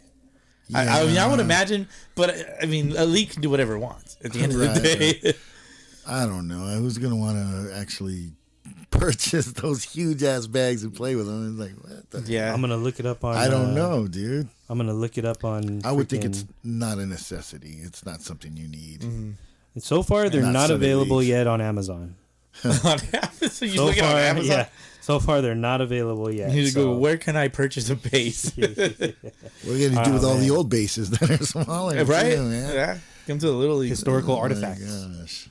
All right, So so put some in museums, man. yeah, so back to the Sunday leagues. Is it safe to say Ethan Manning is your favorite Met? Yes. Yeah, that's my favorite Met. Nice. What are some of the other teams out there in the Fontana League that you think deserve some love? I really like the Pride, actually. All right. You know, I think I think between the Reds and the Tropics, one of those teams will gel and get in there. Mm-hmm. You know, the Reds usually put stuff together. And as long as the Tropics don't get on themselves, you know, get down, they can put something together. So, you know, honestly, I favor the old school teams, you know, that have been around. I mean, it's like the Pride, the Reds, you know, and it's like us. And it's like those are the guys that I root for, actually, and, you know, going towards the playoffs. If it's between a team that's new here, you know, or one of these teams, it's like I want the old school team to get in the playoffs, you know. So I always root for the old school that have been squads. that have been around, because you know it's tough to do it year in and or season after season after season, you know, and you're still the same guys doing it over and over, you know. And you know, so but we always welcome competition. You know what I mean? What about any other teams in Southern California that you can think of? Oh wow! Well, I mean, I got a lot of the tournament teams, you know. Okay. Or any players. They play leagues. Or any players off the top of your head as well. Any players? Yeah. Well, there's a lot of players. You know, I got so many players, but teams wise that you know might be overlooked. The Sun Rocks. The Sun Rocks are legit. Where are they from? They play. You know, I don't know what league they play in. But they're always in the tournaments with the platoon. They're from Long Beach, right? Yeah. Okay. They're from Long Beach. But they always in the 18 open division with platoon. All right. Let me see. The Aventureros. That team they're from Orange County. They play I think in that Okaba. Okay. I think they're always a tournament team. You know, they're a good team in around. Obviously, I like Team USA. Yeah, they got to be at least. They got to be top 3. You know. Yeah, these guys are legit. Milo plays on that team. Milo's on that team. Who else? Oh, the SoCal Terror tournament team. They're in league. I'm not too sure what league they're in, but I see videos, and then I know when they go to tournaments and stuff, you know, they have success. Nice. You know, they're another team that might be overlooked. But, you know, these are the teams that we competed in for years with in tournaments, and, you know, I'm not too sure what leagues they play in, but I know that, you know, they're really good tournament teams, and they have success in leagues. I mean, they're always winning their leagues, you know, but I don't know what leagues they are. Man. I'm trying to figure out where the SoCal Terror are from. This is 2021 18 and over top division NABA champs, 2021 Ensenada champs, 2021 Fresno Money Tourney champs. There's not too much in their description. Oh, they just changed the name. They were the SoCal Titanes, and they split, and they became the Terror and the Titanes. That's another team. Oh, that's a top team. Matter of fact, well, that team's something that's a little bit different. He you know, he gets guys. He gets his championship game pitcher. I think he was an MSBL. Championship game pitcher was Armando Galarraga. Oh, no way! Yeah, and you know they won. They won that. Of course. So that's a different. But that's tournament MSBL. You know what I mean? Yeah. And you're open division, and he's out of this league long enough. How would you like to face Armando Galarraga? You know? Yeah. One bad call away from a perfect game. Yeah, the imperfect game. Yeah. Fucked it all I up. remember one time we were running down some former major league players that have played in like adult league teams. Armando Galarraga was one of those guys, and Roger Clemens was another one of those guys that's played adult league ball. Jose Canseco. Oh yeah. Dropping absolute bombs. In softball still, I seen a clip earlier this week. Is there anybody that you've coached or managed that came out there like, hey, I want to play with you? Oh, what do you mean? Is We were talking about off mic. Like a pro. Oh, like yeah, a former pro. I did. Yeah. Oil Can Boyd. Yeah. I got a call. Yeah, I got a call. And well, first of all, Buddy Mo says, hey, Oil Can wants to pitch for you at the World Series. And I'm thinking, sweet, you know, this guy's must live in Arizona, you know. He's just gonna drive over to the field and throw a game for me. 57-year-old Oil Can Boyd throwing in a 25 and over tournament, you know. Yeah. And, you know, I mean, Oil Can Boyd to me, you know, watching him pitch, you know, I'm that age, you know, and seeing him, being able to see him pitch back in the day, and then actually have him say he wants to pitch for me, it's like, wow, you know. Yeah, just had to buy him a flight, one ticket in, and you know, and he got another ticket on the way home, and some cash for some beer and a place to stay. Came out and won game 1 of the, I think it was 2016 World Series. I also had at that same tournament, I had the Lionel the Shields on my roster. Senior. I still got it. Yeah. I still got his number. I saved his number. Nice. But he never showed up. He was coaching the Cincinnati Reds back at that time. Okay. And he was in town, you know, because they're in Arizona, and he never made it out, you know. But I had his number, and he was going to come out and play some 25 and over, you know. Right. But it never panned out. But yeah, he's in my phone. I kept it because, you know, he was on my roster. You never know when you didn't need to dial whatever him I up. could have to dial him up, you know. So yeah, Oil Can was the guy that I took to the tournament, you know. Nice. Dennis Boyd. Mr. Can. Mr. Can. Yeah, how did you approach him? You're like, do I call you Mr. Can? Do I call you Mr. Can? Mr. Oil Can? Who do I call you? Did he tell you how he got that name? Yeah, he was drinking moonshine out of an oil can. in the bullpen. So There you go. oil can. That's awesome. Yeah. So you know you've mentioned that you recently retired from managing. Absolutely. Sundays from Sunday ball. Yes.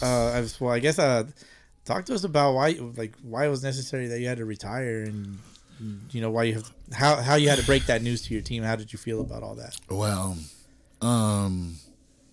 real quick, because no big, not for nothing, but I back in 2014 I was diagnosed with multiple myeloma. It's a bone marrow cancer, and it was smoldering. It's always been smoldering myeloma, so it's just smoldering. It's there.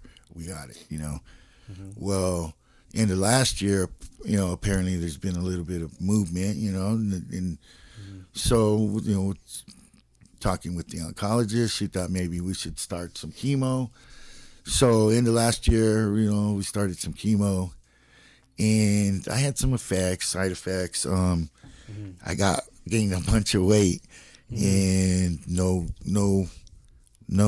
ankles, no knees. I was just like really bad side effects, and it got to the point to where, man, before a game, I said, man, I got to go to the game tomorrow, It's like, and that's like the first time I've ever said that, about Sunday League. I doubted I want, going. It's like, I don't want to go tomorrow, It's like, shit, I got to get up. Sunday morning, I get up 6:30 because I live far, and I dedicate myself to getting there first, 8 o'clock. So I get up and I said, man, I don't want to go to this game, I went to the game. I drove all the way 45 minutes to Rialto, played the game.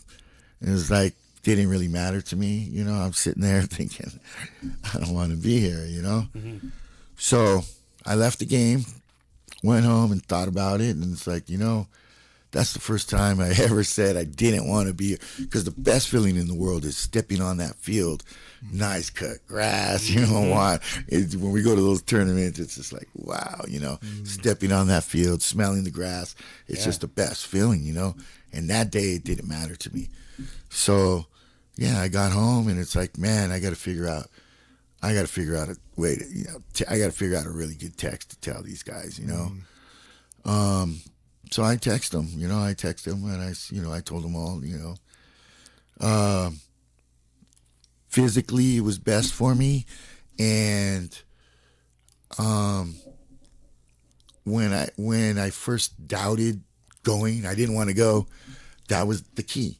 That was the key right there, and that has changed my mind. And it's like the first week I missed it. I was like, man, these fools better call me and update me every other inning. Shit, I didn't get no damn calls, dude. I got loud. All I got was a group text saying, "Well, 2 L's in a row." I was like, oh man, that ain't good. So they're like, when did you retire? don't blame it on that. No. Right. So yeah, so that's when I decided, and I text everybody and let them know, you know what? I kind of lost the love. And physically it's best for me. And, it's time. The real thing that kept me going, I was chasing 10 championships. Damn, I swear to you, I was chasing 10.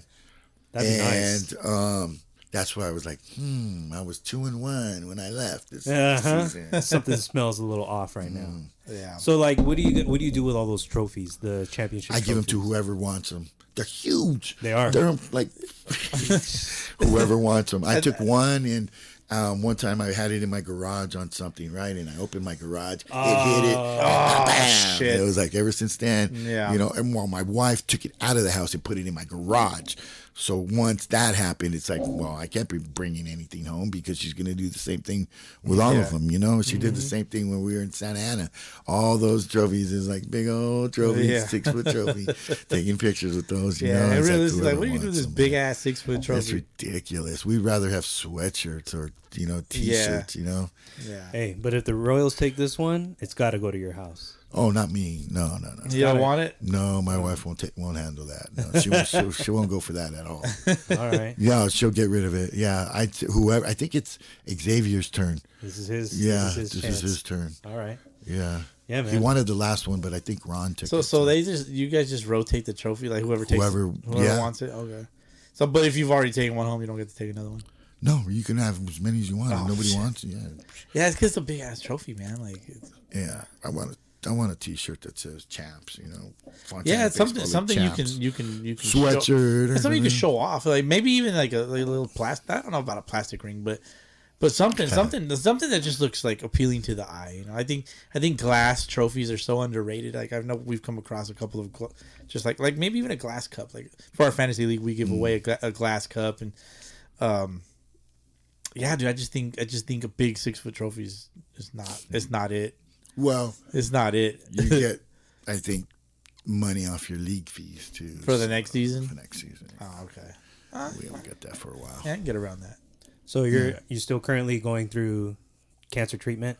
Well, we stopped the chemo because of the side effects. Yeah, so I'm on like week 3 of no chemo and trying to recover from the side effects. You know, and I see my doctor on the 28th. All right. But as of now, yeah, I stopped my chemo.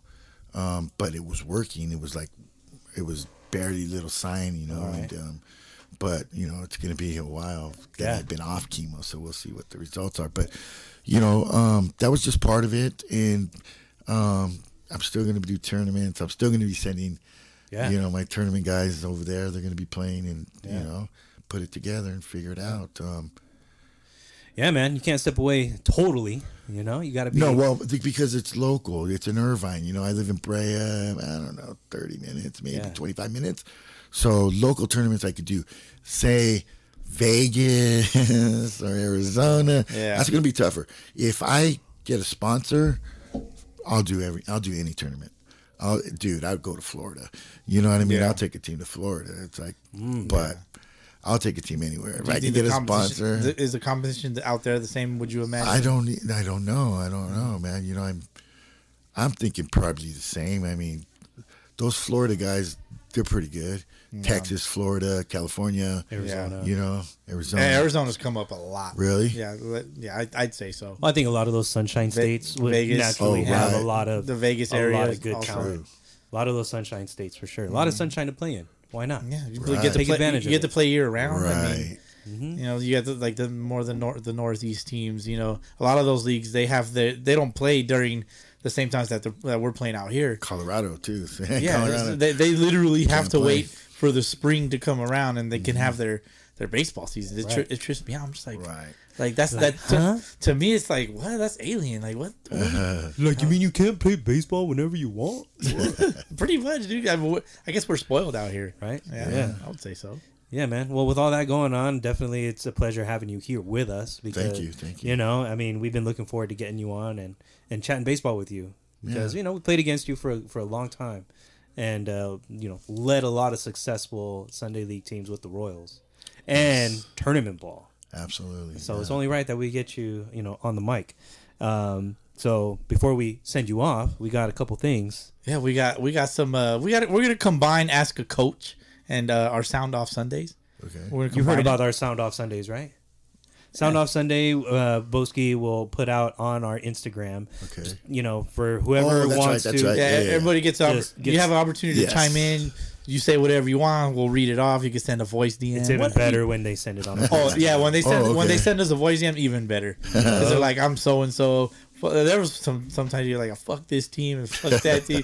Hilarious. So we're just Boski's gonna read these Sunday. off for you. You can just react as you go. Let's go. Yeah, definitely. So this one was in part of our the coach part. Ask a Coach. Daniel De Cinco. That's Daniel De Santiago. Yeah. Okay.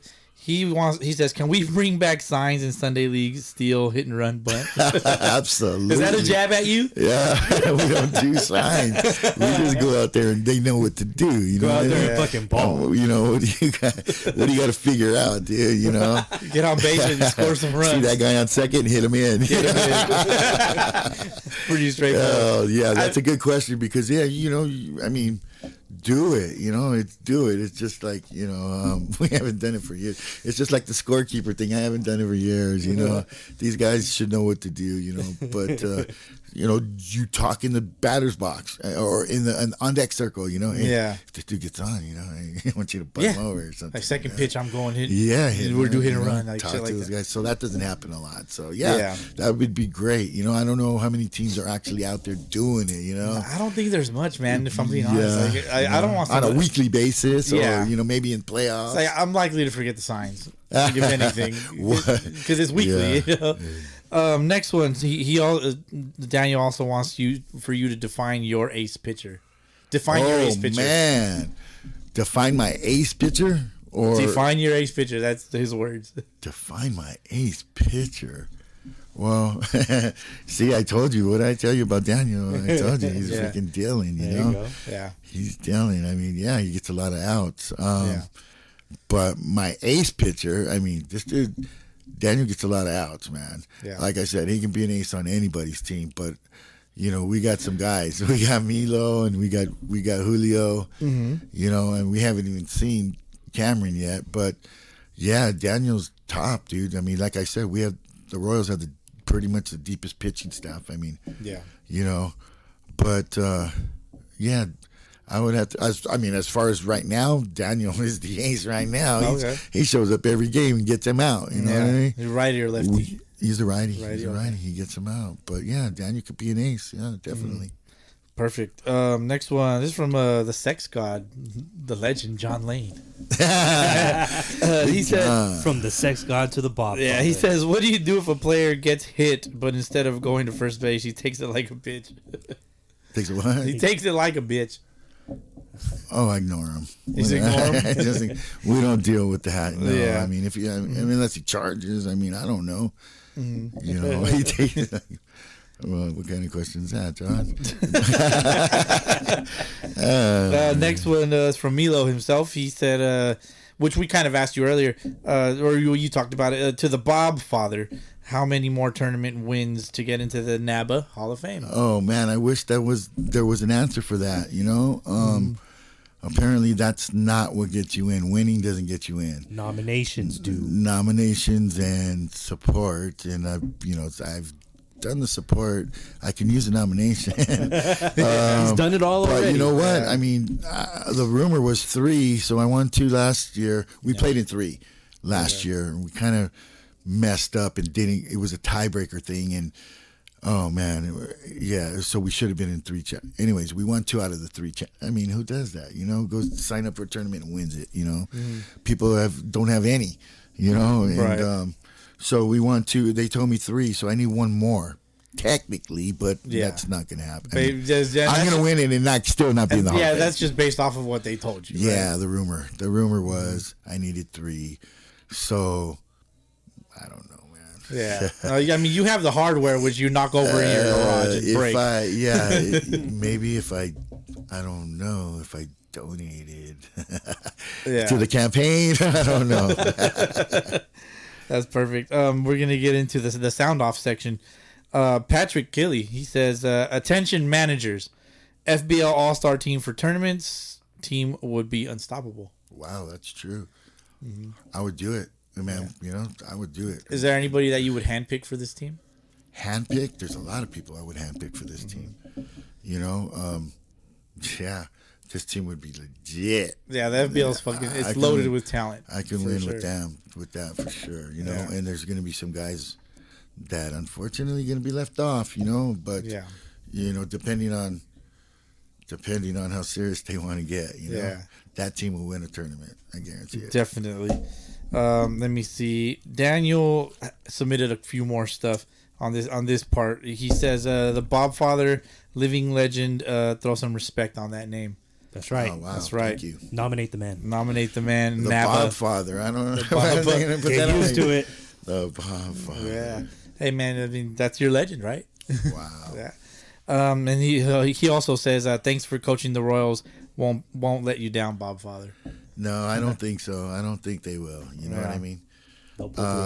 They're like I said, they're going to continuously improve. They know what that was one of the kind of the going away speech that I gave them. You know, fix that core, continuously improving. You know, by the end, you know, you guys should be rolling. You know, and let's see. Yeah. You know, you got to put it together. It's got to be.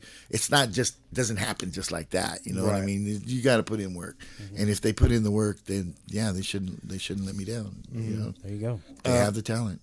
He also says leave bum bats in reference to bomb bats. Leave bum bats for the kids. Swing a Chandler, be a man, and then the kitty cat emoji. What are your thoughts on bomb bats? I mean, there's got to be a thought in your head, a couple thoughts probably. Well, like we all know, I'm old school, so back in the day, we frowned upon them. We frowned upon bomb bats, But, you know, you would go and see a team, and you'd play a team, and they would have one bomb bat on their squad. And maybe a couple guys would use it, you know, that kind of needed the advantage, you know, whatever. They're still going to get out, you know, the bottom guy, you know, whatever. He needs that, you know, little skinny guy, and give him, you know, he's still going to hit a, you know, whatever, not even to the warning track, get out.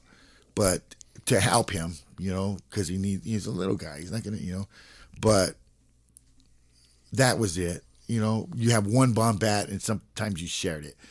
I've never seen a whole team have a whole freaking rack of them, you know. Yeah. And but if they're legal and, you know, I mean, they can afford them, shoot. I think it gives them an advantage, you know. Or why would they do it? Why would they do anybody buy a bomb bat to, you know, unless it gave you an advantage? If it doesn't give you an advantage, then I have no problem. I mean, I don't have a problem with it anyway, because I'm not going to stop anybody from using a bomb bat. Mm-hmm. You know what I mean? You know, back in the day, it would be, oh, he's got a bomb bat. That's Bush League, you know. But I ain't gonna say that, you know, because the times have changed. You know, it's not the times have changed. I admire that you're with the times a little more. Well, what can you do? Yeah. What can you do? Mm-hmm. You know what I mean? That's what I tell the guys, like yelling at the umpire. Why are you going to yell at the umpire? You think that's going to help? You know what I mean? That'll never change. That's never, you know what I mean? So, yeah, so I've learned that, you know. I've learned you don't need to yell at the umpire, because I learned how to talk to the Blues and actually give them a backhanded compliment, and they would accept it because the way I approached them, you know, the way I take it. I basically said, you sucked, and you said, you know, but you didn't get offended because, you know, it was like I said it in a good way. You know what I mean? It was like, I tell you, I said, Blue, I never made a blue I didn't like. You know what I mean? And that's God's honest truth. Until you screw up, and then I tell you, hey, you know what? Now I don't like your ass. You know? No. I never have a problem with the blue, because you can't change it. You got to just go with the flow. He's calling that a ball. He's calling the ball all day. You can't say nothing. You know what I mean? Why are you going to yell at the Blues? You play the game. Yeah. It doesn't. That strike zone's just going to get bigger. It doesn't help. The Thunder baseball. They play in the Maywood League. Okay. Maywood Baseball League. They just want to let everyone know that the Thunder is on the rise. All right. Okay. Yeah. So they want to they want to throw their hat in the conversation. I like that. Nice. You know, like you said, to make them legit, there's got to be a couple other teams to strengthen that league over there, to where it's like, you know what, the Thunder are beating this team and that team, you know, also. So and I think that league, you know, specifically, like Maywood. I want to say they have like a 5-team league. Oh, okay. Yeah, so they're up and coming, like they said. Yeah, the league itself is up and coming for sure. So, okay, cool. Next one, RJ the Faded. RJ, he wants to know, what's the hardest pitch to throw and what's the hardest pitch to hit? Well, I would say the hardest pitch to throw is strike one. Strike one? Strike one, yeah. Or 100-mile-per-hour fastball. You pick. What about hit? Okay, what about the hit? You know, it's probably the same pitch. Well, I'm not a pitcher or a hitter, you know. So what do you think? I mean, I tried to throw the other day. My grandson, you know, he was, and there's no way, dude. It's like I'm injured or something. I couldn't even throw. What's going on over here? I'm all like, my son and my grandson are over there. I'm like, oh yeah, here, check this out. Oh my gosh! It's like, no way. I'm throwing it this way, but the ball's going that way. What's going on? Terrible. It was terrible. So yeah, I'm not a pitcher or a hitter. And you know, as far as pitching or hitting, I mean, I can't hit or pitch. So I don't know what's the hardest. What's the hardest one to throw? Probably 100-mile-an-hour fastball. Hardest one to hit, a knuckleball. 100-mile-per-hour knuckleball? Oh, fuck that. That imagine, dude? Fuck 100-mile-per-hour knuckleball. That'd be insane. Hardest pitch to hit and throw. And catch. And see. And call a strike. Yeah. Forget about it. 100-mile-an-hour knuckleball. That, fuck that. No, thank you. No, thanks. I want nothing to do with it. You don't know where it's going. Next one, DH. This one's for you. From the San Diego Threshers. DH, how is number 3 below number 2 in your rankings when number 3 won a NABA World Series and plays in a tougher division? Well, I mean, tougher division.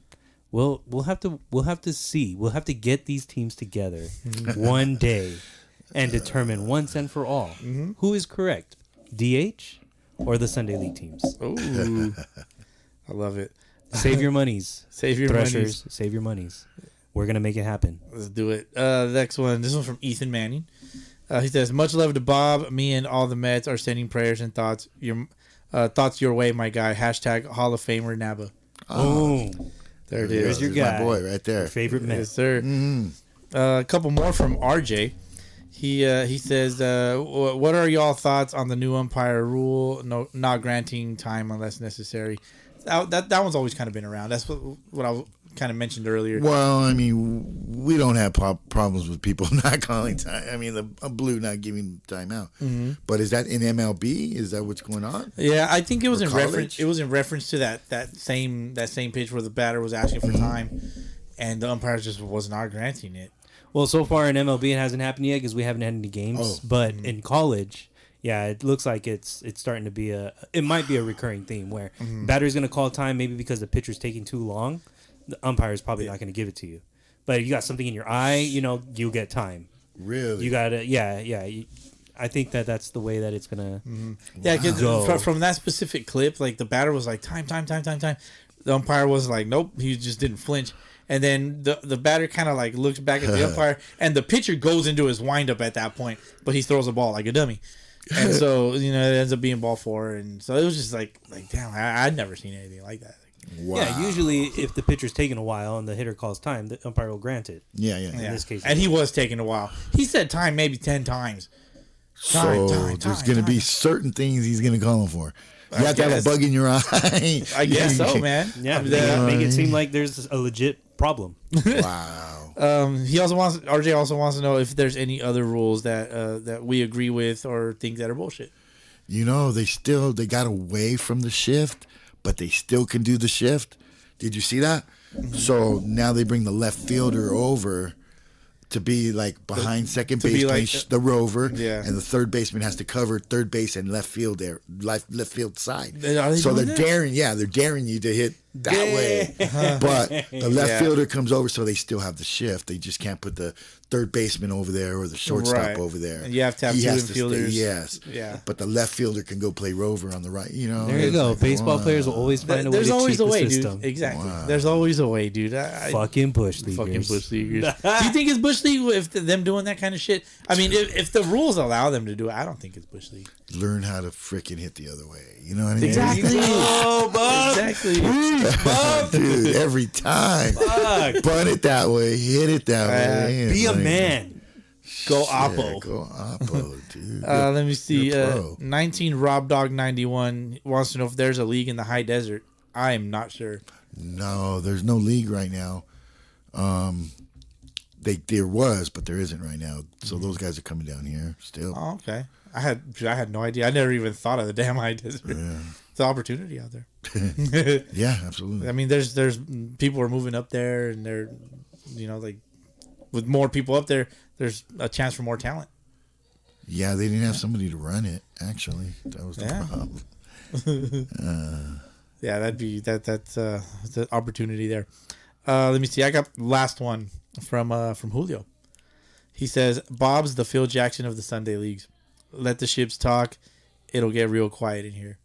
Oh, Yes, sir. Yeah. That's why he talks about, I just post the scores because that's all that matters. that's all that matters. That's all that Yeah, matters. That's all that matters. Yeah, man. Get them The dubs. Phil Jackson of the Sunday leagues. How do you feel about that? Well, I believe it. That's why. It's like, You dude, kind of have a physical resemblance too of Phil Jackson. What? A little bit. Yeah. I hope I have his mentality. That guy's a pretty smart guy. Yes, DH. man. I know who Phil Jackson is. Wow, very impressive. Go get yourself a genie bus now. Oh, I do have a little blondie. There you go. All right. There Who's you go. that? See, all right, now you lost me. Ah, okay, Who's Boski. that? Now he's lost. Now, yeah, who's that? I don't know who that is. Genie Bus? Yeah. That's the daughter of Dr. Jerry Bus. The owner. He was the owner, one-time owner ex-owner of the Lakers. of the Lakers? Yeah, Okay. yeah. During Showtime. Got it. Oh, And okay, even, that- I think, during, like, the Kobe days and whatnot. I think. I'm not too sure. Gotcha. Bob, you have any shout-outs? Before I play you a message. Let me see. No, I didn't have any shout outs. I thought about that. I probably did, but I don't have any shout outs. Got nothing. No. Okay, well, let's move into our this message that was left for you. Okay. Let me see. I'm gonna play it. Here goes.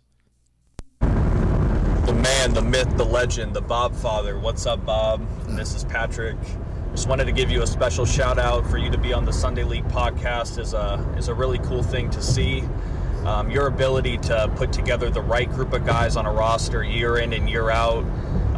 It takes a lot of hard work, and it's not the easiest thing to do. But for you to do it year in and year out, and to be a part of it is something really special, and it's a testament of how special you are as a coach and as a person. So on behalf of myself and the rest of the Royals, we love you. We're going to miss having you around, and I hope to talk to you real soon, buddy. Take care of yourself. Wow, that was awesome. Thank you. Very nice. Thank you, Patrick and the Royals. Thank you, guys. Yeah, man. It takes a lot of dedication to make it out to every game, from where you come from to where you got to go, and to be the first one there, suited up, ready to go.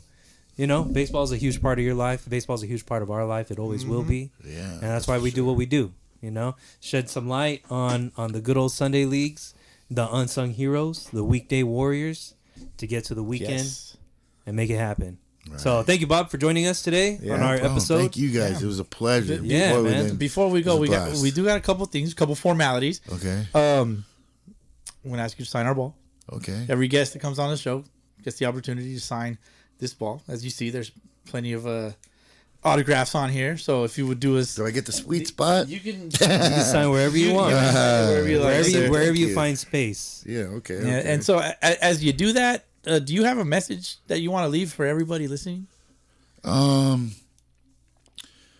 not necessarily a message, but what I've learned a lot of stuff through, baseball, and it brings people together, definitely brings people together. But, not only was I there trying to put a baseball team together and follow my blueprint and let's win and stuff like that, but I was also doing it to hopefully affect them personal life. You know what I mean? Always there for them. All my guys. If you're once a dirtbag, always a dirtbag. That's one of my sayings. That's true. You can come to me for everything. But, it wasn't just baseball. It was being able to touch people and change their lives somehow, some way outside of baseball.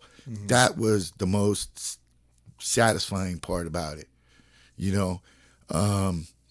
and basically that's what I, the reasons why I do that. I actually did it, and so the baseball part is done, but helping people outside of baseball will always be there. Mm-hmm. If I coached you and I managed you, you're my boy. Yeah. You're one of my boys. Yeah. And I played against you, and I know you, and I've talked to you. You're one of my boys. You know what I mean? It doesn't matter. I don't hate anybody out there. I do it for the love of the game, the competition, and also to affect people outside of baseball. And that's it. Yeah. There's more than just baseball. And that's why I did it, and that's why I do it, Yeah. And that's it. It's a good thing, everybody coming together. So what upsets me is the kind of fights in Sunday League, or, it doesn't make sense to me. It doesn't make sense. It just doesn't make sense. Yeah. Mm-hmm. So we can get that, cut that out of the game and just go out there and, Fontana is the fun league. You know what I mean? Yeah. You go in and out defensively. That's another thing. Don't forget, I'll bring those rules. So it's like, so one time, so check this out. Game 1, we're playing the Los Blue Jays. Mm-hmm. And, okay, I took a player out of the batting order, but he's still going in defensively. How is that happening? They wanted to protest or whatever. Yeah. And it's like they're talking to Sam, and Sam's like, what are you talking about? Well, I took a player out of the lineup and he's playing defensively. Well, that's open substitution. He cannot go back in the lineup. So they're asking me, well, how did you do that? How come he's playing when you took him out of the lineup? He's supposed to be out of the game. So I said, well, I could do that, but he can't go back in the lineup, but he can play defense. It's open substitution. Yeah, but how can you do, and I'm like, basically, I made the rules. I told him, well, we want to talk to Sam. Well, Sam, he's going to tell you he talked to Bob. Bob made the rules. So it's like, dude, what do you mean you made the rules? I go, dude, I made the rules. I basically made the rules, you know.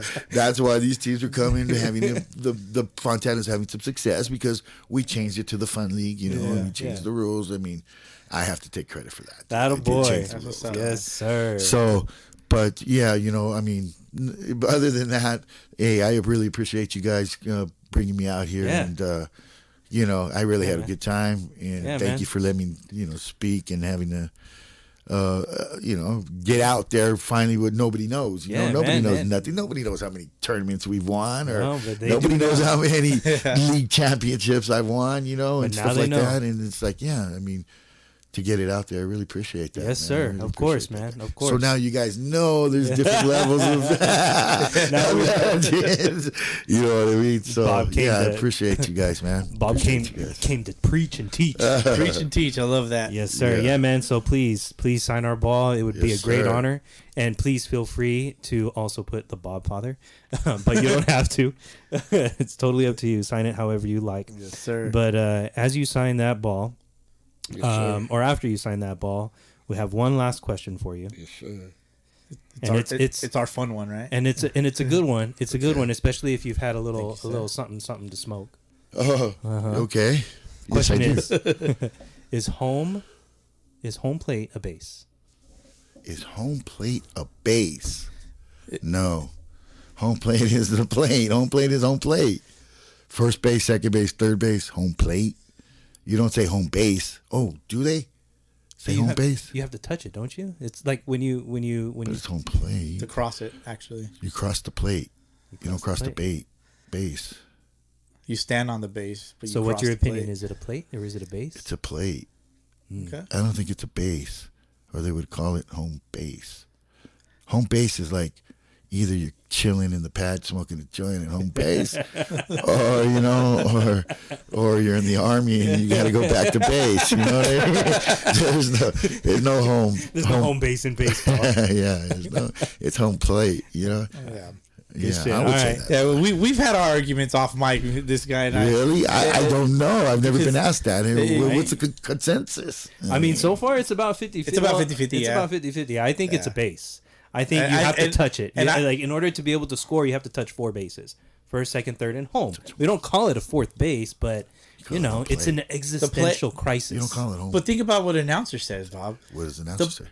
The play at the plate, and he's out. Like, you know. Yeah, they don't say the play at the. But don't pay attention to what they say. Pay attention to how it functions. You have to touch it, just like you have to touch all the bases. You have to cross it. You have to touch it. You can cross it without touching it. You can cross it, but you can't stand on home plate. No. There's a runner at home. No. Yeah. Got a runner. You got to come. The bases are loaded. You got to come up with something better than you got to touch it or cross it. I'll give you that. That's only the things you can say. Come on, man. Bob, I'll give you another one, Bob. Home plate is flush with the ground versus bases sit on top of the dirt. True. You could pull them off of the ground. You can pull the bases out of the ground. Why is but that? home plate, like cemented in. Home plate is fixed into the dirt. Yeah. You know. They also have different shapes. It's still a base in my opinion. Okay. Now, and in his defense, the rule book does state that they call it home base. Home base. In the official rule. In the official rule book. Okay. Which is nonsense. They need to change that. But Bob didn't make that rule. I love that. I love that. Yeah, Bob, thank you so much again for coming through. Thank you for giving us your No time, problem, man. brother. And of course your knowledge and your experience with the game. Thank you. Second to none, my friend. Second to none. It's been a pleasure. Always Yeah. number A one. true legend for sure. Thank Indeed. you. Yeah. But I hope you brought your umpire fees today. Oh, $5? Oh man, $5. You ain't right. But that's it, man. That's all we got. You got Venmo? That's me, man. That's me. How many times do you get asked that question? Oh man!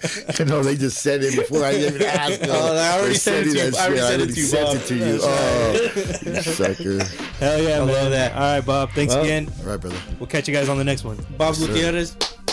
Thank you, sir. Thank you very much, gentlemen. Of course.